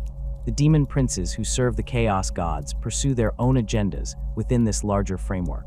Mortarion leads the Death Guard in campaigns designed to spread Nurgle's plagues across Imperial space, weakening the populations that generate faith in the Emperor. Fulgrim and the Emperor's children seek out centers of Imperial culture and faith, corrupting them into monuments to excess that mock the Emperor's original vision. Angron and the World Eaters simply kill, generating the rage and violence that feeds Khorne while destabilizing Imperial worlds. Each demon Primarch understands that the Emperor's fate will determine the galaxy's future, and each works to ensure that future serves chaos rather than humanity. The strategic calculus from Chaos's perspective involves balancing immediate gains against long-term consequences. Every world the Imperium loses to Chaos represents a victory, but if the Imperium collapses entirely before the Emperor dies, his apotheosis might occur under circumstances that favor order over chaos. The ruinous powers need the Imperium to survive long enough for the Golden Throne to fail naturally, allowing the Emperor's death to occur in a controlled manner that prevents his successful rebirth as a unified god of order. This requires chaos forces to inflict enough damage to keep the Imperium weak and desperate, but not so much damage that the entire structure collapses prematurely. The Eldari understand death in ways that humanity cannot fully comprehend, and their experience with creating a god from accumulated souls provides the closest parallel to what might be happening with the Emperor's transformation within the warp. When Slaanesh was born from the Eldari civilization's descent into depravity, the newborn chaos god consumed the souls of nearly every Eldari in the galaxy, pulling them into the warp to feed its endless hunger. The survivors developed the Infinity Circuit technology, a psychic matrix woven throughout each craft world that captures the souls of dead Eldari and preserves them from Slaanesh's grasp. These circuits contain billions of souls, their psychic energy accumulated over 10,000 years of careful preservation. Ennead, the god of the dead, gestates within these infinity circuits. The Eldari seers prophesied that when enough souls had been gathered, when the circuits held sufficient psychic mass, a new god would be born from this accumulated death. This entity would possess the power to challenge Slaanesh directly, potentially destroying the Chaos God and freeing the Eldari from the eternal damnation that awaits their souls.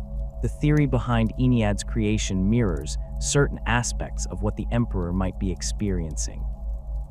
Both involve the accumulation of psychic energy over millennia, the concentration of countless souls, or the faith generated by countless worshippers, building toward a critical mass that could trigger apotheosis into true godhood. The differences between the two processes prove as significant as the similarities.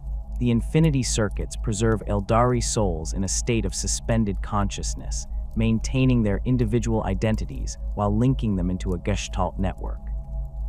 The Emperor's situation involves the faith of living humans rather than the souls of the dead, though the daily sacrifice of psychers to sustain the Golden Throne adds a component of death and soul consumption that makes the parallel more direct. The Eldari planned Ennead's creation deliberately, engineering the Infinity Circuit specifically to serve as the god's womb.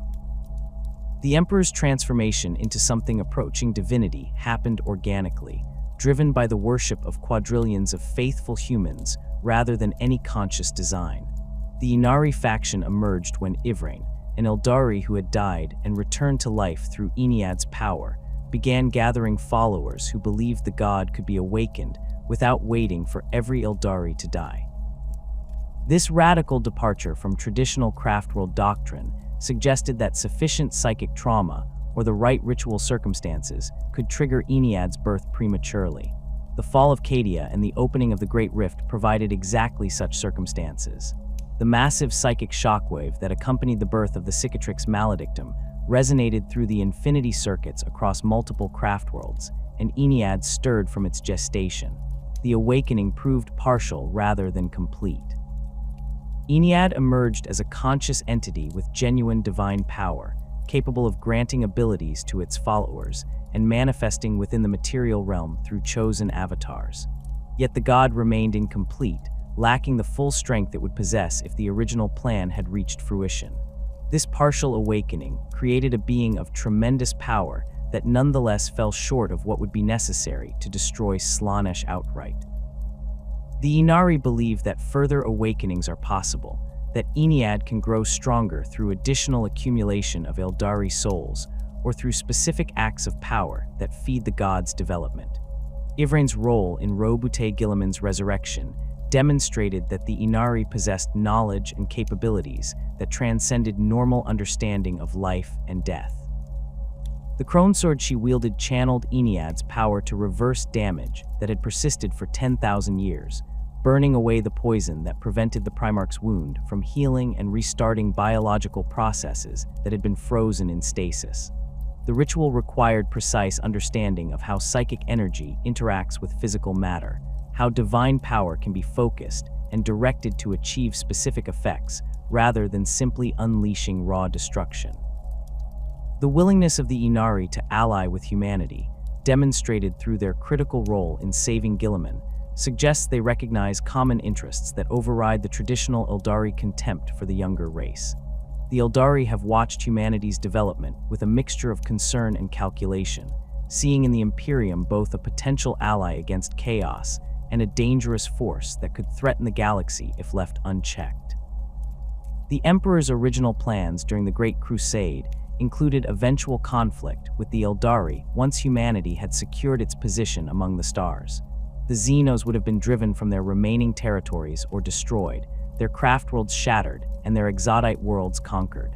The current situation has forced both species to reconsider such absolute positions. The Great Rift threatens Eldari and human territories equally.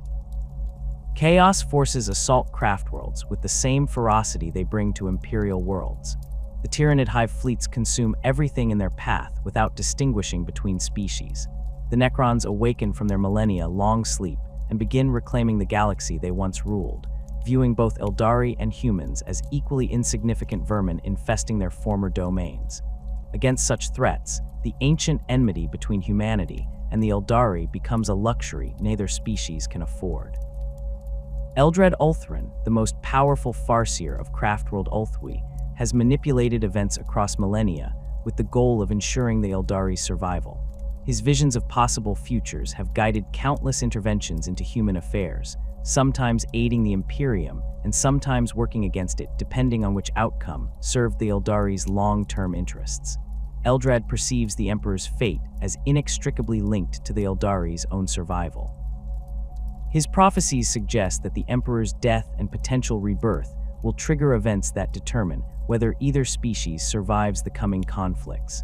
The Farseer's visions of the Rana Dandra, the final battle prophesied in Eldari mythology, show the Emperor's presence as a critical variable. This apocalyptic conflict supposedly represents the last confrontation between the Eldari and Chaos, a battle that will determine the ultimate fate of the species. Traditional interpretations suggested this would involve Ennead's final awakening and the gods' confrontation with Slaanesh. More recent visions perceived by Eldred and other Farseers indicate something more complex, a multi-sided conflict where humanity's role proves as significant as the Eldari's own. Some visions show the Emperor reborn as a god of order, standing alongside Ennead in opposition to the Chaos gods. Others depict the Emperor's failed resurrection, leading to humanity's collapse, which in turn allows Chaos to overwhelm the weakened Eldari resistance. Still others suggest transformations more disturbing, where the Emperor's rebirth goes wrong in ways that create new threats rivaling Chaos itself. The consistency across these visions involves the Emperor's central importance to outcomes that extend far beyond humanity alone. The webway's significance connects directly to both species' survival and the Emperor's original plans for humanity's future. The Eldari built this vast network of tunnels through the warp during the height of their civilization, before the fall. The webway exists partially within the warp, but remains separated from it by sophisticated barriers that prevent demonic intrusion while allowing faster-than-light travel. The network spans the entire galaxy, connecting countless worlds and allowing the Eldari to maintain their far-flung empire without the dangers of direct warp exposure that plague human navigation. The Emperor's Webway project aimed to give humanity access to this network, either through creating new tunnels that connected to the existing Eldari infrastructure, or by seizing control of sections the Eldari no longer actively defended. Success would have freed humanity from dependence on navigators and eliminated the risks of warp travel that claimed countless ships every year. More significantly, it would have allowed the Emperor to relocate humanity's essential functions away from real space entirely. The Imperium's government could operate from within the webway, protected from demonic assault and able to coordinate across the galaxy without the communication delays that plagued the current system. Magnus the Red's catastrophic mistake destroyed these plans when his psychic warning shattered the wards protecting the Emperor's experimental portal beneath the Imperial Palace. The resulting breach allowed demons to flood into the carefully constructed tunnels, forcing the Emperor to abandon his other work and take his place upon the Golden Throne to hold back the demonic tide. For 10,000 years, this breach has remained open, sealed only by the Emperor's continuous psychic effort. The custodians fight an endless war in those tunnels, killing demons that continue probing for weaknesses in the Emperor's barriers. The Eldari possess knowledge about the webway's construction and maintenance that humanity lost before the Age of Strife. Their bonesingers can manipulate psychic energy to create or repair physical structures, working with materials that exist partially in both the material realm and the warp. This knowledge might prove applicable to the breach beneath the Imperial Palace. If the Eldari could be convinced to aid in sealing or repairing the damaged section of webway, it might remove one of the two critical functions that currently bind the Emperor to the Golden Throne. The political complications of such cooperation would be immense. The Adeptus Custodes guards the Emperor's palace with absolute dedication, and they view all Xenos as potential threats to their master. Allowing Eldari into the most sacred location in the Imperium, permitting them access to the tunnels directly beneath the Golden Throne itself, would require overcoming institutional resistance that has existed since the Imperium's founding. The Ecclesiarchy would denounce any such cooperation as heresy of the highest order. Multiple factions within the Inquisition would attempt to prevent or sabotage the effort, viewing it as unacceptable compromise with Xenos regardless of potential benefits. Yet the alternative involves accepting the Emperor's eventual death when the Golden Throne fails, which would release the webway breach anyway. The demons currently held back by the Emperor's power would flood through in numbers that would overwhelm any defense. Terra would become a demon world within days. If the Eldari could seal the breach before the throne's failure, it would eliminate one of the catastrophic consequences of the Emperor's death. His consciousness would no longer need to maintain the psychic barrier, holding the portal closed, potentially freeing that portion of his awareness to focus on other functions, or to consolidate with the rest of his fragmented being. The Inari's demonstrated willingness to work with humans provides a potential avenue for such cooperation. Ivrain has stated that the Eldari's survival and humanity's fate have become intertwined in ways that make traditional isolation impossible. The partial awakening of Ennead gives the Inari capabilities that other Eldari factions lack, including the ability to manipulate the boundaries between life and death in ways that might prove relevant to the Emperor's situation. If Ennead's power could heal a Primarch's 10,000-year-old wound, what might be possible if that same power were directed toward the Emperor himself? The theological implications trouble both species. The Eldari have never considered humanity's Emperor as anything approaching their own gods. To them, he represents a powerful psyker who achieved unusual longevity and strength, but nothing that compares to the entities that shaped the Eldari civilization during its height. The suggestion that he might be transforming into a genuine god through accumulated worship challenges Eldari assumptions about the nature of divinity and how gods come into being. If the Emperor can achieve apotheosis through faith alone, it suggests that the Eldari's careful planning around Ennead's creation might have been unnecessary, that sufficient worship could have created a god without requiring the infinity circuits at all. For humanity, the idea of accepting Eldari assistance with anything related to the Emperor contradicts fundamental principles that have guided the Imperium since its founding.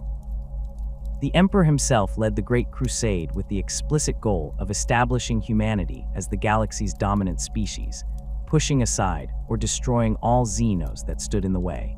Accepting help from the Eldari, particularly for something as sacred as the Emperor's restoration or the sealing of the webway breach, would require acknowledging that humanity cannot solve its most critical problems alone. Guilliman's return has created political space for such unprecedented cooperation. The Primarch's willingness to work with the Inari, demonstrated through their role in his resurrection, establishes precedent that other Imperial authorities can point to when justifying similar alliances. The Lord Commander of the Imperium has made pragmatic cooperation with Xenos more acceptable, though still deeply controversial. His authority provides cover for initiatives that would have been impossible before his awakening. The practical knowledge the Eldari possess about psychic manipulation and warp phenomena exceeds humanity's understanding in several crucial areas. Their Farseers can perceive possible futures with clarity that human psychers cannot match. Their understanding of how souls interact with the warp, developed through 10,000 years of protecting their dead from Slaanesh, might provide insights applicable to the Emperor's fragmented consciousness. The techniques they use to maintain the infinity circuits, keeping billions of souls in a state of preserved consciousness while linking them into functional networks, could potentially inform efforts to consolidate the Emperor's scattered awareness.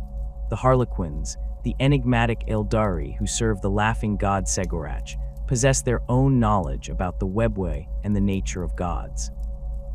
These warrior performers travel freely through the webway using their own hidden paths, and they maintain access to the Black Library, a repository of forbidden knowledge located within the webway itself. The Black Library contains information about chaos, the warp, and the nature of divinity that both species would find valuable. The Harlequins have occasionally shared such knowledge with outsiders when it served their gods' purposes, though their motives remain inscrutable, and their aid comes with prices that are not always immediately apparent. Segorach's own survival provides another data point relevant to understanding how gods can persist despite catastrophic damage to their followers. The Laughing God survived Slaanesh's birth when the other Eldari gods fell, preserving himself through cunning and misdirection rather than raw power. His continued existence, albeit in a diminished state compared to his pre-fall power, demonstrates that divine entities can endure circumstances that would destroy lesser beings. If the Emperor possesses similar capabilities, his consciousness might survive the Golden Throne's failure even if his physical body dies, persisting within the warp until circumstances allow for manifestation in new forms. The convergence of crises facing both species creates pressure for cooperation that transcends traditional enmities. The Great Rift has made travel and communication more difficult for both the Imperium and the Craftworlds.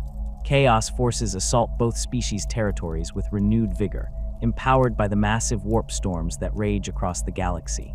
The Tyranids continue their relentless advance, consuming biomass without regard for whether it belongs to humans or Eldari. The awakening Necrons view both species as temporary infestations to be cleared away. Against such threats, the question becomes not whether humans and Eldari can afford to cooperate, but whether either species can afford not to. The Inquisition's pursuit of knowledge regarding the Emperor's true nature operates in the shadows of imperial society, conducted by individuals who understand that certain truths pose dangers as great as any Xenos invasion or heretical cult. The Ordo Malleus, tasked with combating demonic threats, maintains the most extensive archives on this subject, though accessing these records requires clearances that even most Inquisitors never obtain. The Grey Knight's Fortress Monastery on Titan House's vaults containing interrogation records of demons captured and bound for questioning, and among these testimonies exist references to the Emperor that contradict official imperial doctrine in disturbing ways. Demon interrogations present unique methodological challenges. The entities of the warp exist as manifestations of emotion and concept rather than physical beings with conventional biology. Their testimony cannot be trusted in any straightforward sense, as deception forms part of their fundamental nature. Yet patterns emerge across multiple independent interrogations, consistencies that suggest underlying truths even when filtered through layers of lies and misdirection. Demons refer to the Emperor with titles that translate roughly as the anathema or the abomination, terms that carry connotations of existential wrongness from the perspective of chaos entities. They describe his presence in the warp as a blazing golden light that burns their essence, a psychic fire that has grown stronger over the millennia rather than diminishing despite his physical body's deterioration. Several interrogation records preserved in the Ordo Malleus archives describe demon responses when questioned about what would happen if the Emperor died.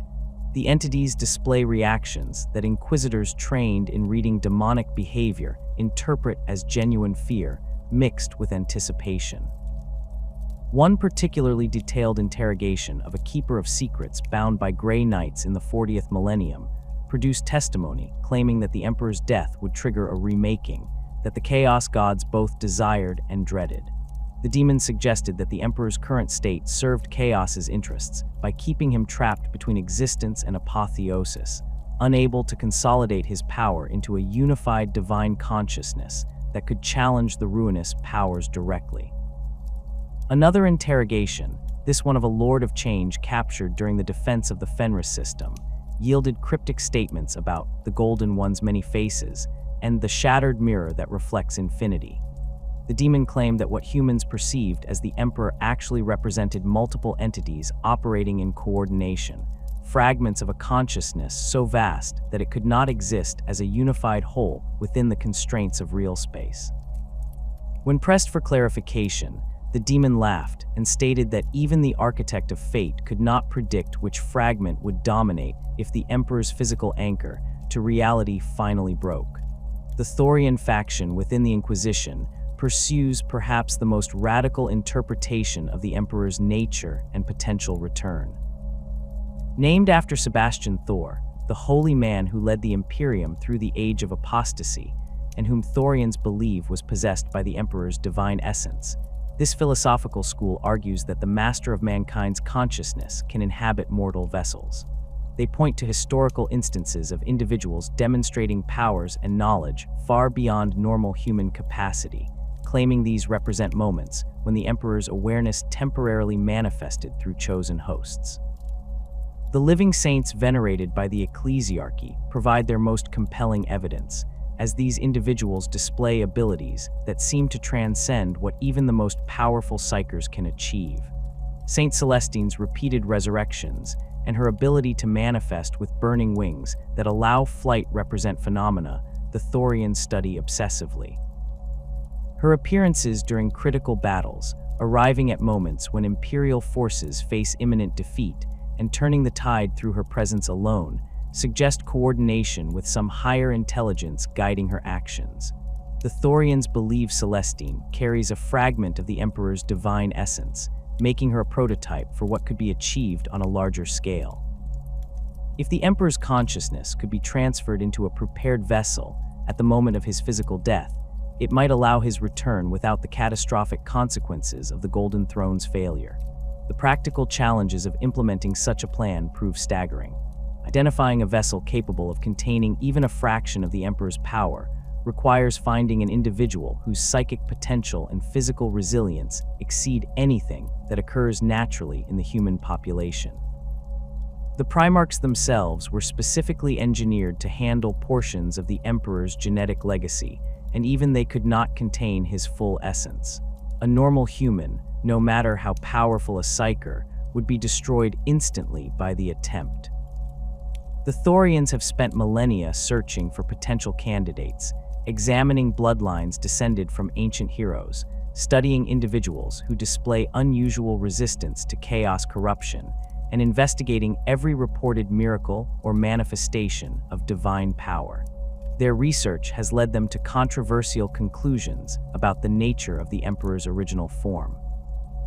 Some Thorian theorists propose that the being who walked among humanity during the Unification Wars and Great Crusade was itself a vessel, a physical form constructed to house a consciousness that existed primarily within the warp. This would explain why the Emperor's psychic presence has grown stronger even as his body deteriorates, as the physical form was always secondary to the true seat of his power.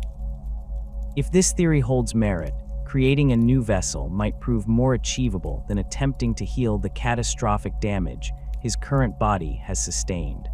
The theological conflicts this philosophy generates with orthodox imperial doctrine have made Thorians targets of suspicion from more conservative inquisitorial factions. The Ecclesiarchy officially teaches that the Emperor exists as a singular, perfect being whose physical form upon the Golden Throne represents his actual body rather than merely a vessel. Suggesting otherwise implies that the object of humanity's worship might be something other than what 10,000 years of faith have proclaimed.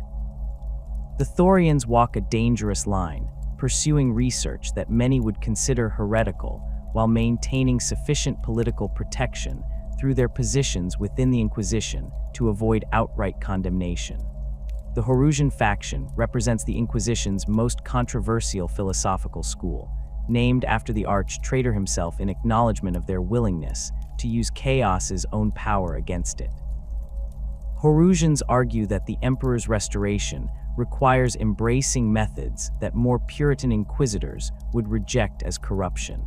They study demonology not to banish warp entities, but to understand and potentially harness the mechanisms by which chaos operates. Their experiments with bound demons, chaos artifacts, and forbidden rituals have produced results that suggest possibilities for manipulating the Emperor's condition through applications of warpcraft that conventional Imperial psychers would never attempt. Inquisitor Zaranchek Xanthus, one of the most prominent Horusian theorists before his disappearance in the 41st millennium, left behind treatises arguing that the Emperor's confrontation with Horus had exposed him to chaos energies that remained within his essence. Xanthus proposed that these chaos-tainted elements could be isolated and extracted through carefully controlled rituals, potentially removing obstacles to the Emperor's natural healing processes. His experiments involved captured chaos sorcerers forced to examine psychic echoes from sites where the Emperor's power had manifested, attempting to identify signatures of chaos corruption within the Golden Light. The Horusian approach to the Emperor's potential restoration involves accelerating his transformation into a warp entity rather than attempting to preserve his physical form. They argue that the Emperor's human body represents a limitation rather than an asset, an anchor to mortality that prevents him from achieving his full potential as a god of order. Their research into apotheosis, drawn from studying how the chaos gods themselves came into being, suggests that a sufficient concentration of belief and psychic energy can transform a powerful consciousness into a genuine divine entity. The Emperor already possesses the accumulated faith of 10,000 years. What he lacks is the final catalyst that would complete the transformation. Some Horusian factions have proposed deliberately hastening the Golden Throne's failure under controlled circumstances, timing the Emperor's physical death to coincide with rituals designed to channel his departing consciousness into a prepared psychic matrix. This matrix would function similarly to the Eldari Infinity circuits, providing a temporary structure to hold the Emperor's essence while it consolidated into a unified divine form. The rituals would require sacrifices on a scale that would horrify even hardened inquisitors, potentially involving the psychic death of billions to generate sufficient warp energy to fuel the transformation. The Puritan inquisitorial factions view Horusian philosophy as barely distinguishable from outright heresy. The Ordo Hereticus has executed numerous inquisitors whose research into chaos-based solutions to the Emperor's condition crossed lines that more conservative authorities considered absolute. The political struggles within the Inquisition over these competing philosophies have occasionally erupted into violence, with radical and Puritan factions engaging in shadow wars fought through proxies and carefully orchestrated accidents. The Horusians survive through a combination of genuine results that demonstrate the potential value of their research and political alliances with powerful figures who recognize that desperate times may require desperate measures. The forbidden texts preserved in inquisitorial vaults provide fragments of information about the Emperor's nature and potential futures that official imperial history has suppressed or forgotten. The Lectitio Divinitatis exists in multiple versions, with the text attributed to Lorgar Aurelian representing only the most widely known iteration. Earlier drafts of the document, confiscated from word-bearers' archives after the heresy, contain passages that the Ecclesiarchy has never acknowledged. These sections describe the Emperor's divinity in terms that suggest Lorgar understood his father was transforming into something beyond human even before the heresy began. The Primarch wrote about the Golden One's ascension and the price of godhood measured in suffering, phrases that take on disturbing significance when read in light of the Emperor's current state upon the Golden Throne. Other variations of the Lectitio Divinitatis emerged during the Age of Apostasy, when competing religious movements within the Imperium produced their own interpretations of the Emperor's divine nature. The Confederation of Light, a heretical sect that briefly controlled several sectors before being crushed by the Ecclesiarchy, taught that the Emperor had deliberately orchestrated his own wounding to achieve apotheosis through suffering. Their version of the holy text contained elaborate theological arguments about the necessity of the emperor's physical death to complete his transformation into humanity's god. The Confederation's leadership claimed to possess prophecies describing the emperor's return, though whether these prophecies originated from genuine visions or represented fabrications designed to support their political ambitions remains unclear. Documents attributed to Malcador the Sigillite represent some of the most valuable and dangerous texts in the Inquisition's possession. The emperor's closest advisor and the first master of the Administratum left behind sealed records that were not to be opened except under specific circumstances. Several of these seals have been broken over the millennia, revealing contingency plans that Malcador prepared for scenarios, including the emperor's death or transformation. One document describes a protocol designated Terminus Decree, stored in the vault of the Grand Master of the Assassins on Terra. The nature of this protocol remains unknown to all but the highest authorities, though speculation suggests it involves some final action to be taken only when the Imperium faces absolute extinction. Malcador's writings reveal a perspective on the Emperor that differs significantly from the divine figure the Ecclesiarchy worships. The Sigillite referred to his master in terms that emphasized his humanity alongside his power, describing a being who made mistakes, felt doubt, and struggled with the weight of his responsibilities. These characterizations trouble those who encounter them, as they contradict the image of perfect divine wisdom that official doctrine promotes. Yet they also provide context for understanding the Emperor's decisions during the Great Crusade and the mistakes that led to the heresy. If the Emperor was fallible, if he could miscalculate and fail to anticipate his son's weaknesses, it suggests his current state might not represent some grand plan, but rather the consequences of errors compounded by catastrophic circumstances. Other fragments attributed to Malcador discuss the Emperor's origins in terms that align with the shaman fusion theory, but include additional details. These texts describe the ritual that created the Emperor as an act of desperation by individuals who foresaw humanity's psychic potential becoming a liability rather than an asset. The shamans supposedly recognized that the warp was changing, becoming more turbulent and dangerous as humanity's population grew, and their emotions fed the nascent chaos gods. The fusion that created the Emperor was intended to produce a being powerful enough to guide humanity through the coming age of psychic awakening, someone who could teach humans to use their abilities safely while protecting them from warp predators. The text suggests the shamans knew their creation would be something other than human despite wearing human form. They accepted this necessity because the alternative involved humanity's extinction through psychic predation or self-destruction. Malcador's writings imply the Emperor understood his own inhuman nature and struggled with it throughout his existence, attempting to guide humanity toward a future he could never fully share. This interpretation explains the cold, calculating approach that Guilliman and others have noted in their interactions with the Emperor, not as a change resulting from 10,000 years of suffering, but as a fundamental aspect of what he has always been. Records of the Cabal's activities during the Horus Heresy, recovered from various sources including interrogations of captured Alpha Legion operatives, describe Zeno's perspectives on the Emperor that challenge imperial assumptions. The Cabal, an organization of various alien species united in opposition to chaos, studied the Emperor as a phenomenon relevant to their own survival. Their analysis suggested the Emperor represented a naturally occurring defense mechanism, a psychic antibody that human evolution produced in response to chaos's threat. This interpretation frames the Emperor not as a unique individual, but as an example of a pattern that might occur in other psychic species facing similar threats. The Cabal's prophecies about the Horus Heresy's outcome included scenarios where the Emperor died and humanity fell to chaos, which the Xenos organization believed would ultimately starve the Chaos Gods by eliminating their primary source of emotional energy. They also described outcomes where the Emperor survived in his current state, maintaining the Imperium in perpetual struggle that fed chaos indefinitely.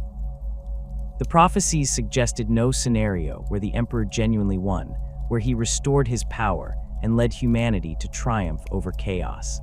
This pessimistic assessment troubled those inquisitors who encountered it, as it implied the Imperium's current course led inevitably toward slow extinction, regardless of how long the Golden Throne continued functioning. The Black Library, maintained by the Harlequins within the Webway, supposedly contains texts about the Emperor that neither the Imperium nor the Eldari have shared openly. Inquisitors who have negotiated access to portions of the library report encountering references to the Emperor in Eldari historical records dating back to before humanity's development of interstellar travel. These records describe observations of an unusually powerful human psyker who appeared in various guises throughout human history, suggesting the Eldari had tracked the Emperor's activities for millennia before the Great Crusade. The Eldari perspective characterized him as a potential threat to be monitored, a being whose growing power might eventually challenge their own dominance if left unchecked. Prophecies recorded in the Black Library describe multiple possible futures for the Emperor, consistent with what other sources suggest about the uncertainty surrounding his fate. Some prophecies align with the Star Child theory, describing a rebirth that produces a god of order powerful enough to challenge chaos directly. Others describe transformations that create something neither order nor chaos, a new form of warp entity that operates according to principles alien to both. The Harlequins who guard the library claim that Segorach himself has taken interest in the Emperor's fate, though the Laughing God's motivations remain inscrutable even to his own followers. The Inquisition's various factions continue their research despite the dangers inherent in studying subjects that touch on the Emperor's true nature. Each philosophical school pursues its own approach, seeking answers through methods that range from careful historical analysis to experimentation with forces that more conservative authorities would consider absolutely forbidden. The competition between these factions generates both progress and conflict, as different groups pursue contradictory theories about how the Emperor's restoration might be achieved or what form his return might take. The practical limitations on this research stem from the simple fact that the Emperor's condition remains unique in human experience. No precedent exists for a being of his power-sustaining damage of this magnitude while remaining technically alive for millennia. The Primarchs provide some reference points, as Guilliman's restoration demonstrated that even catastrophic injuries can be reversed given sufficient knowledge and power. Yet the Emperor's situation involves complications that go far beyond physical damage, incorporating psychic wounds that span multiple planes of reality and a consciousness that may have fragmented across different levels of existence. The question of whether the Inquisition's investigations will produce actionable results before the Golden Throne's failure remains unanswered. Some factions believe they are close to breakthroughs that could change everything, while others argue that 10,000 years of research has produced nothing but speculation and theories that cannot be tested without risking consequences that might prove worse than the Emperor's death. The political struggles within the Inquisition ensure that no single faction can implement its proposed solutions without facing opposition from rivals who believe different approaches offer better chances of success. The phenomenon of living saints represents one of the most compelling pieces of evidence that the Emperor's consciousness remains active and capable of projecting power beyond the confines of the Golden Throne. These individuals manifest abilities that transcend conventional Imperial psychers, appearing at critical moments throughout the Imperium's history to turn the tide of battles that would otherwise result in catastrophic defeat. Unlike sanctioned psychers who draw their power through trained manipulation of warp energies, living saints seem to channel something fundamentally different, a golden light that burns demons and inspires Imperial forces with supernatural fervor. The Ecclesiarchy venerates these individuals as direct manifestations of the Emperor's will, though the exact mechanism by which they receive their powers remains a subject of intense theological and psychic study. Saint Celestine stands as the most documented and frequently manifesting living saint in Imperial history. Her first recorded appearance occurred during the Age of Apostasy, when she led Imperial forces against the forces of the corrupt Ecclesiarch Goj Vander.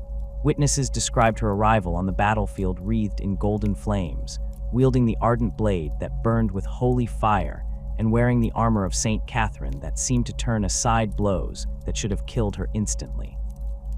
She demonstrated the ability to fly through the manifestation of burning wings that appeared to be composed of pure faith made tangible, and her presence alone caused nearby Imperial troops to fight with courage that bordered on fearlessness.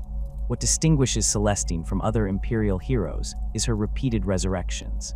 She has died in battle multiple times across the millennia, her body destroyed by overwhelming enemy fire or catastrophic wounds that would permanently kill any other being.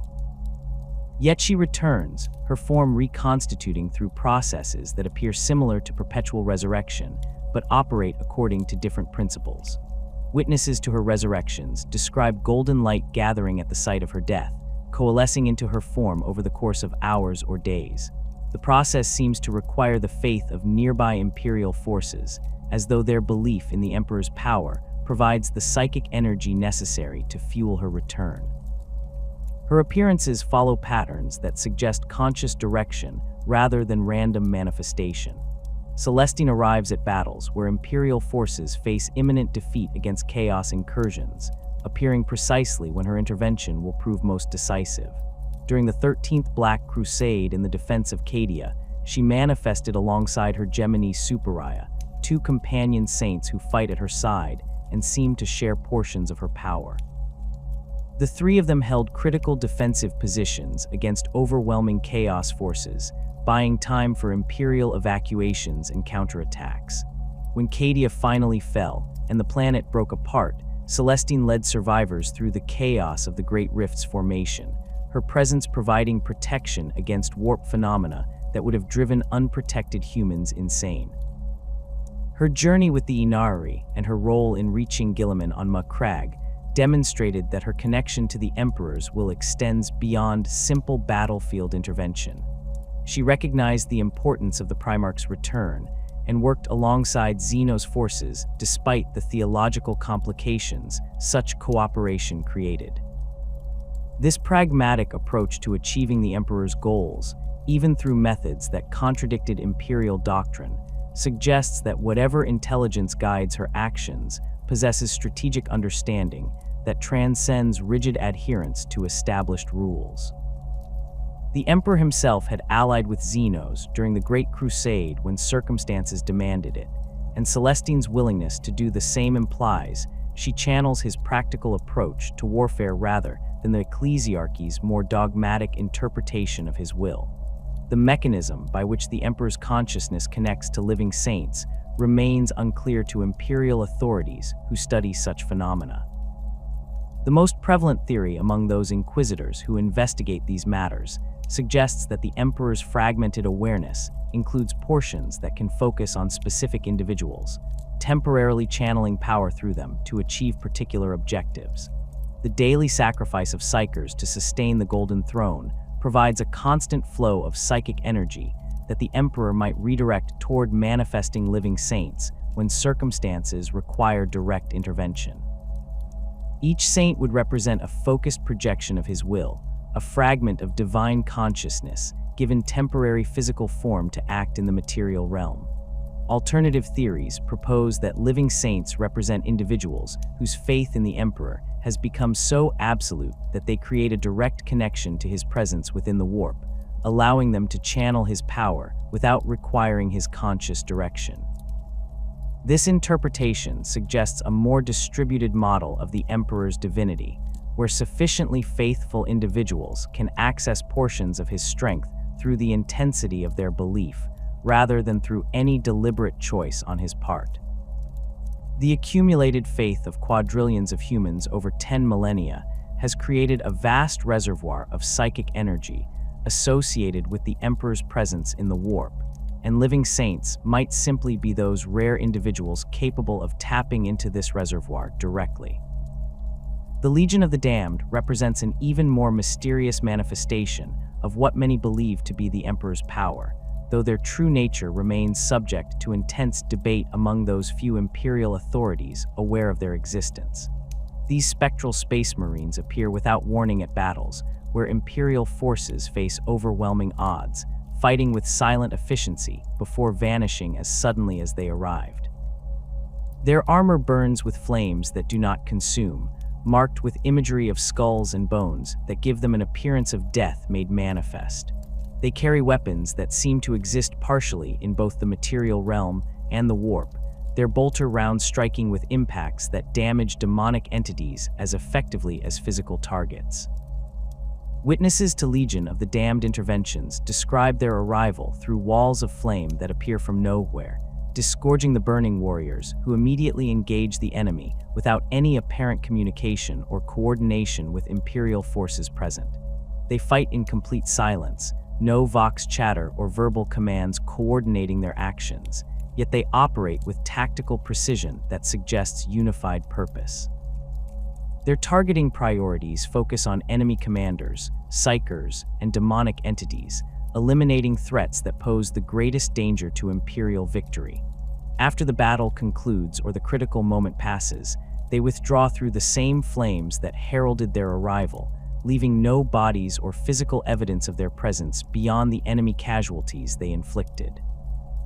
The most prevalent theory regarding their identity connects them to the Fire Hawks chapter, a space marine force that disappeared in the warp during the 35th millennium while traveling to a war zone. The chapter's entire fleet vanished into a warp storm and was declared lost with all hands. Decades later, reports began surfacing of burning space marines appearing at desperate battles, their armor bearing iconography similar to the Fire Hawks, but transformed into the death imagery that now characterizes the Legion of the Damned. Whether these warriors represent the Fire Hawks' souls bound to eternal service, their physical forms transformed by prolonged warp exposure, or something else entirely remains unconfirmed. Alternative theories propose that the Legion of the Damned consists of loyalist space marines from various chapters who died in service to the Emperor, and whose souls he has bound to continue fighting beyond death. This interpretation frames them as the Emperor's own demonic servants, entities that exist within the warp but serve order rather than chaos. The comparison to demons troubles many who encounter it, as it suggests the Emperor operates according to principles similar to the Chaos Gods, binding souls to his service and manifesting them in the material realm to achieve his objectives. Yet the Legion's consistent appearance in defense of Imperial forces and their effectiveness against chaos entities suggests that whatever their nature, they serve humanity's interests rather than threatening them. The spectral nature of the Legion of the Damned indicates they exist primarily within the warp, manifesting in real space only temporarily when circumstances require their intervention. Their ability to appear anywhere in the galaxy without regard for physical distance or travel time suggests they move through the Imperium directly, emerging at locations where the barrier between Imperium and warp has been weakened by intense violence or psychic activity. Battles involving demonic incursions create precisely such conditions, which explains why the Legion appears most frequently during chaos invasions, where their unique capabilities prove most valuable. Their weapons' effectiveness against both physical and demonic targets implies they exist in a state that bridges both realms simultaneously. Standard bolter rounds pass through demons without causing lasting damage because the entities lack true physical form, but the Legion's ammunition strikes demonic essence directly while also impacting material targets with full force. This dual-nature weaponry suggests manufacturing processes or blessings that incorporate warp-based components, creating armaments that function according to principles that transcend purely physical mechanics. Whether the Emperor provides these weapons, or whether the Legion's transformation into their current state altered their equipment along with their bodies remains unknown. Documented cases of apparent divine intervention attributed directly to the Emperor extend beyond living saints and the Legion of the Damned to encompass a broader range of phenomena that suggest his consciousness remains aware of events throughout the galaxy. During the Plague Wars in Ultramar, multiple reports described golden light manifesting to burn away Nurgle's corruption from afflicted populations, cleansing diseases that the Imperium's medical technology could not treat. These manifestations occurred without any apparent human intermediary, the light simply appearing in locations where Death Guard forces had spread their plagues, reversing damage that should have been permanent. The Emperor's psychic confrontation with Horus during their final duel demonstrated capabilities that went beyond physical combat or conventional psychic attack. When the Emperor finally unleashed his full power against the corrupted War Master, he did not merely kill Horus's body, but annihilated his soul so completely that even the Chaos Gods could not preserve or resurrect it. This absolute destruction required the Emperor to strike simultaneously across multiple planes of reality, erasing Horus's existence from both the materium and immaterium in a single coordinated attack. The feat demonstrated understanding of how consciousness and soul interact across different levels of reality, knowledge that the Emperor apparently retains despite his current damaged state.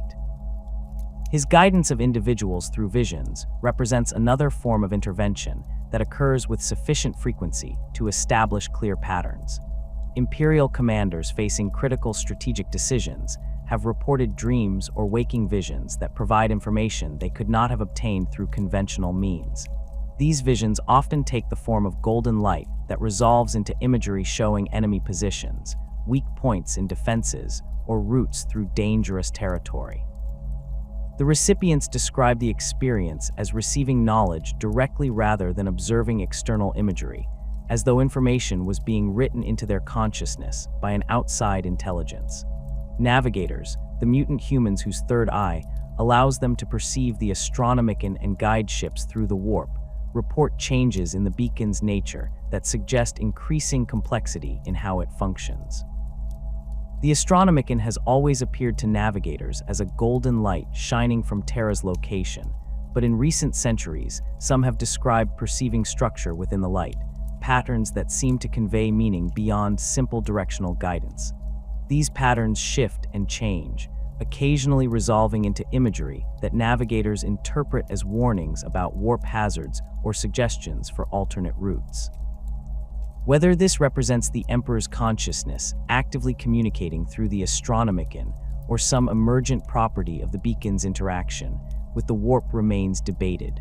Protection of Imperial assets through phenomena that defy conventional explanation occurs frequently enough that some military commanders have come to rely on what they privately refer to as the Emperor's favor.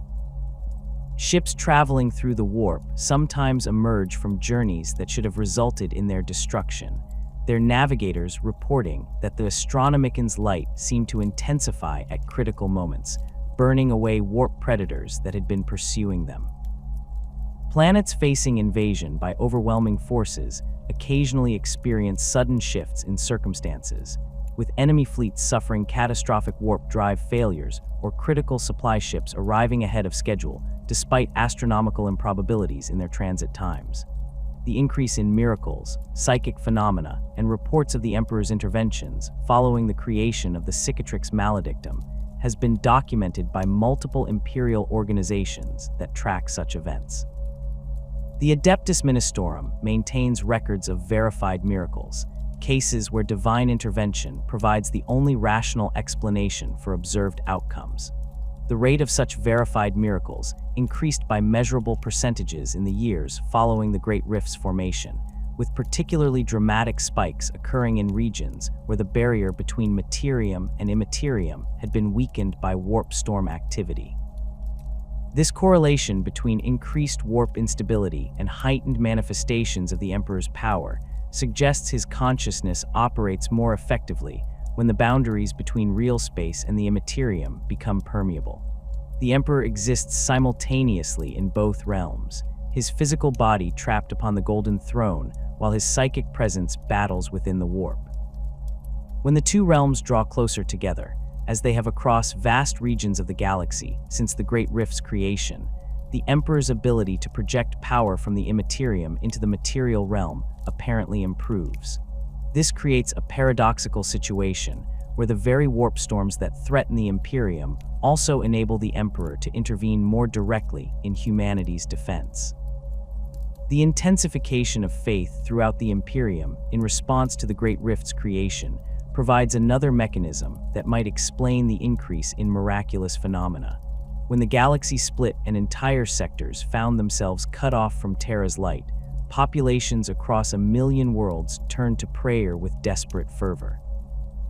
The Ecclesiarchy reported attendance at religious services increasing dramatically, with previously secular imperial citizens seeking comfort in faith as their material circumstances deteriorated.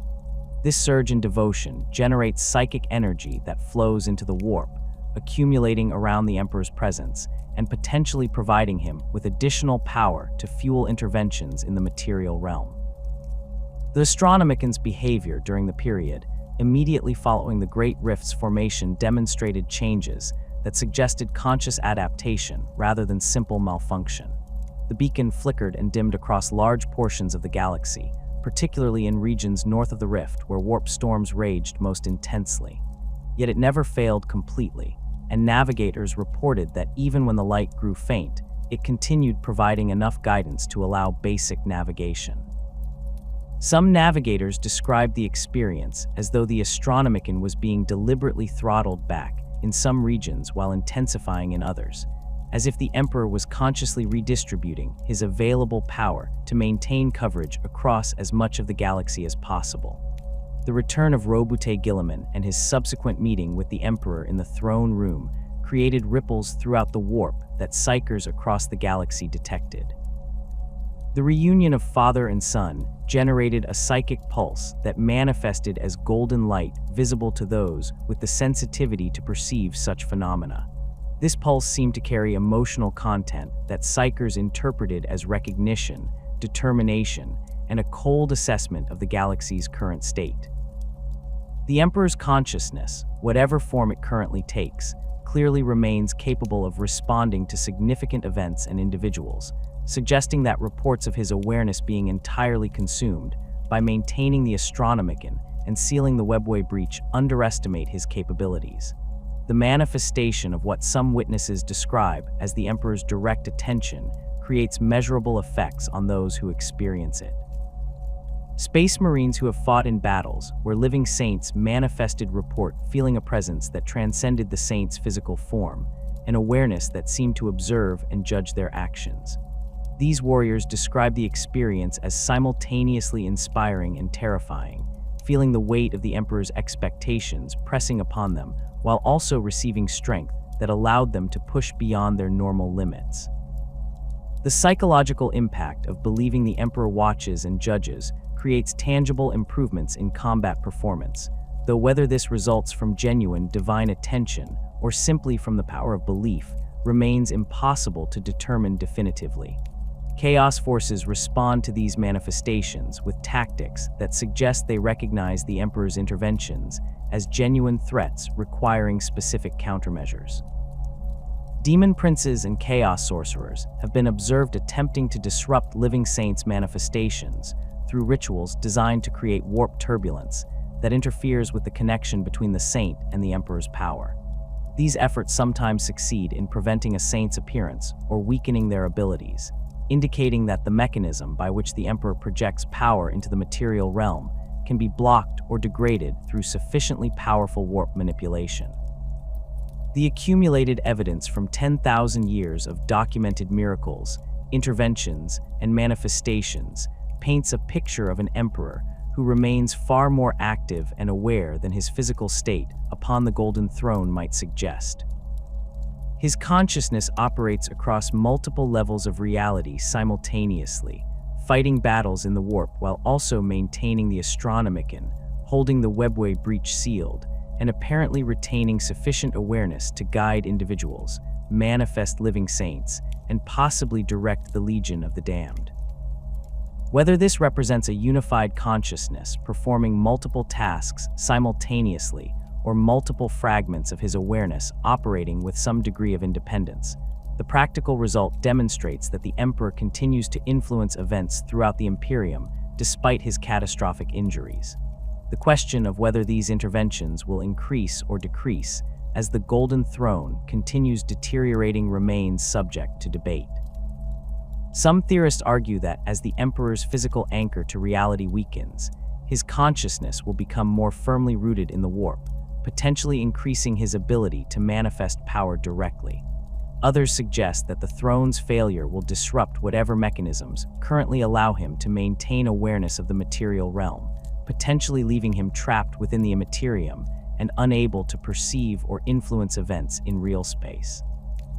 The uncertainty reflects the fundamental mystery surrounding the Emperor's current existence and the mechanisms by which he continues to affect the galaxy despite spending 10 millennia immobile upon the Golden Throne. The speculation surrounding the Emperor's potential return centers on several distinct scenarios, each carrying implications that would fundamentally reshape the Imperium and the galaxy itself. These possibilities emerge from analysis of his current condition, the mechanisms sustaining him, and the various forces that might influence his fate when the Golden Throne finally fails. The tech priests monitoring the throne's deterioration understand that complete failure represents not a question of if, but when, making these scenarios increasingly relevant to those few individuals with knowledge of the crisis. The catastrophic rebirth scenario envisions the Golden Throne systems suffering total collapse without warning or possibility of repair. The Emperor's physical body would die instantly as the mechanisms sustaining his biological functions ceased operation. The psychic shockwave from his death would propagate through the warp at speeds that transcend physical limitations, felt simultaneously by every psyker in the galaxy. On Terra, the immediate consequences would prove apocalyptic. The webway breach beneath the Imperial Palace would tear open completely, no longer held sealed by the Emperor's psychic might. Demons would flood through in numbers that would overwhelm even the Adeptus Custodes, who have maintained their vigil in those tunnels for 10 millennia. The palace itself would become the epicenter of a warp rift that would consume the entire Sol system within days. The Astronomican would extinguish in the same instant, plunging the galaxy into navigational darkness. Ships currently traveling through the warp would find themselves lost, their navigators suddenly blind without the beacon's guiding light.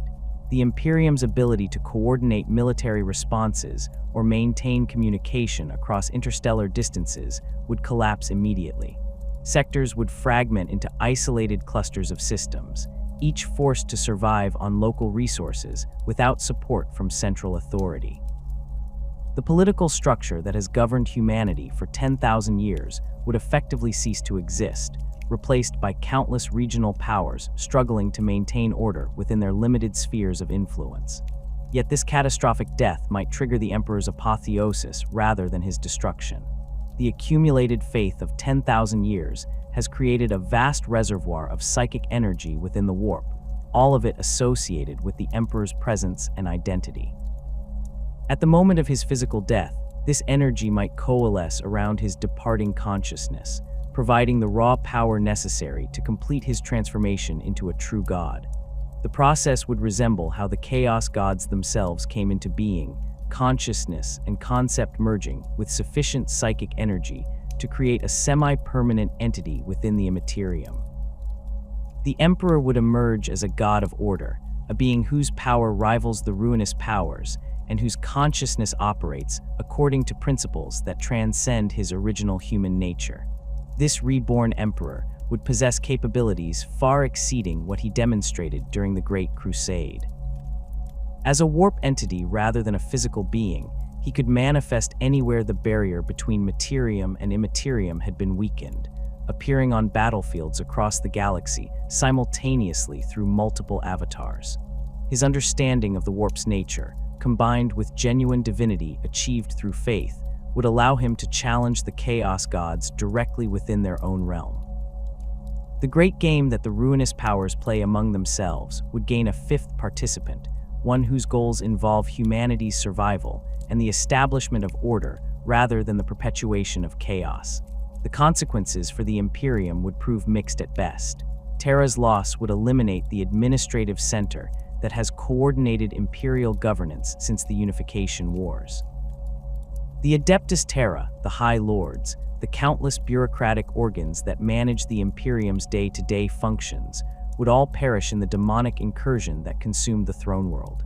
Billions of humans would die, including many of the Imperium's most experienced administrators and military commanders. The custodians themselves might fall defending the palace, their 10,000-year vigil ending in a final battle against impossible odds. The loss of so much institutional knowledge and experienced leadership would cripple the Imperium's ability to respond to the crisis, even if the Emperor's divine rebirth succeeded. The survivors would find themselves serving a god whose nature might bear little resemblance to the Emperor they worshipped. Deification transforms consciousness in ways that make the resulting entity fundamentally different from its original form. The Chaos Gods possess distinct personalities and motivations, but they also represent vast, inhuman forces that exist on scales incomprehensible to mortal minds. The Emperor's transformation might follow similar patterns, creating a deity who embodies humanity's collective drive for survival and dominance, but who no longer thinks or feels in recognizably human ways. Guilliman's disturbing encounter with his father in the throne room suggests this transformation may have already begun, with 10,000 years of worship gradually eroding whatever human elements the Emperor once possessed. The gradual apotheosis scenario presents an alternative where the Emperor's transformation into divinity continues while he remains upon the Golden Throne, eventually reaching a threshold where his accumulated power allows him to transcend his physical limitations. This process would unfold over centuries or millennia rather than occurring in a single catastrophic moment. The faith of the Imperium's masses continues generating psychic energy that flows into the warp, strengthening the Emperor's presence within the Imperium even as his physical body deteriorates. At some point, this accumulated power might reach critical mass, allowing him to heal his injuries from within through the application of divine will rather than through any external intervention. The mechanism by which this healing might occur involves the Emperor's consciousness gradually shifting its center of existence from his physical body to his warp presence. Currently, portions of his awareness remain bound to maintaining the Astronomican and sealing the webway breach, tasks that require connection to his physical form and the Golden Throne's amplification systems. As his divine nature strengthens, he might develop the ability to perform these functions through pure psychic power without requiring the throne's technological support. The daily sacrifice of psychers would become unnecessary, as his own strength proved sufficient to sustain the Astronomican independently.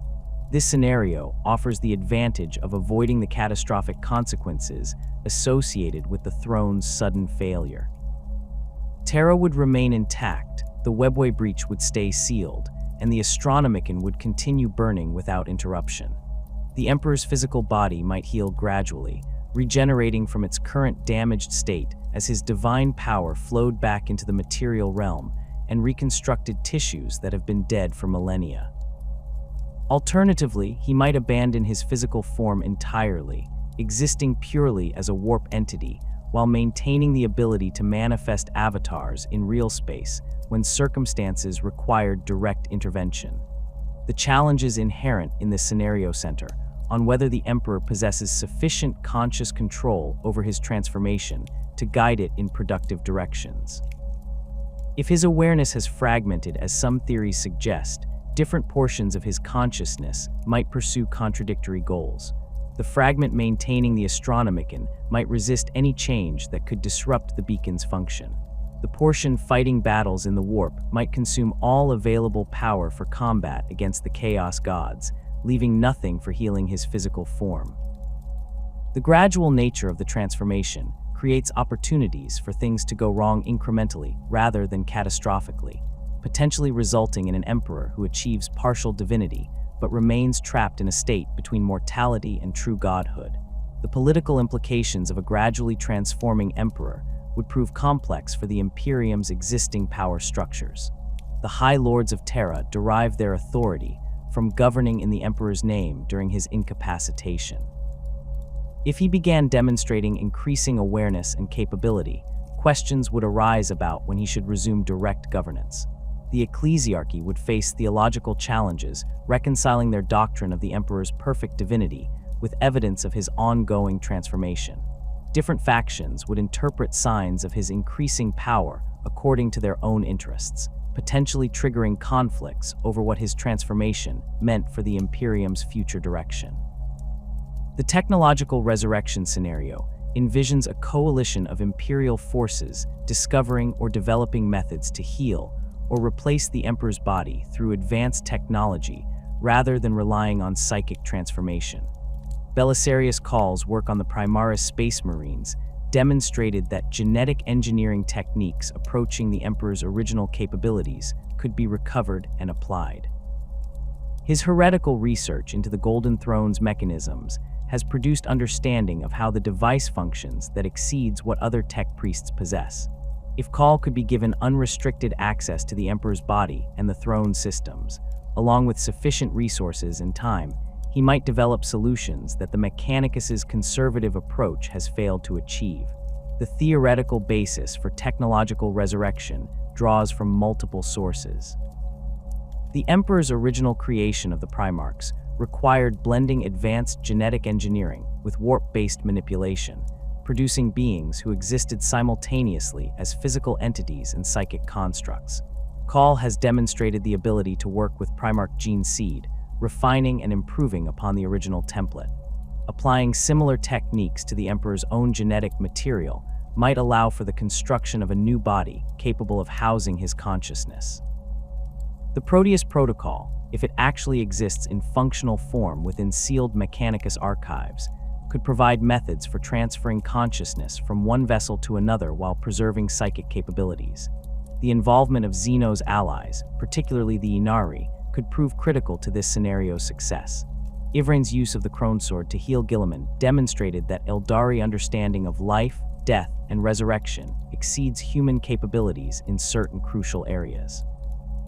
The Inari's connection to Ennead gives them access to powers that operate on the boundary between existence and oblivion, potentially allowing them to stabilize the Emperor's consciousness during a transfer process that might otherwise destroy it.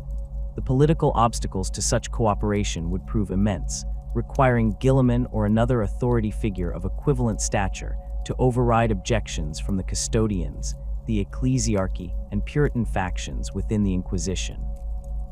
Dark Age technology recovered from newly discovered SDC fragments or ancient human colonies could provide crucial components for constructing a new vessel. The Emperor's current body incorporates technologies and genetic modifications that predate the Age of Strife, techniques that have been lost for millennia. Finding intact examples of similar technology might allow tech priests to reverse engineer the principles involved and apply them to creating a replacement body. The Emperor's own perpetual nature, if it remains functional beneath his injuries, might facilitate the transfer process by providing a template that his consciousness could use to reconstitute itself in a new form. The practical challenges would test the limits of what the Imperium could achieve even with unlimited resources. The Emperor's consciousness exists simultaneously across multiple planes of reality, fighting in the warp while maintaining the Astronomican and sealing the webway breach. Coordinating a transfer that preserved all these functions without allowing even momentary lapses would require timing and precision that might prove impossible to achieve. The Astronomican's failure for even seconds could result in ships being lost throughout the galaxy. The webway breach opening for any length of time would allow demons to flood through, potentially overwhelming whatever defenses had been prepared. The question of whether a technologically resurrected emperor would retain his full capabilities and memories remains uncertain.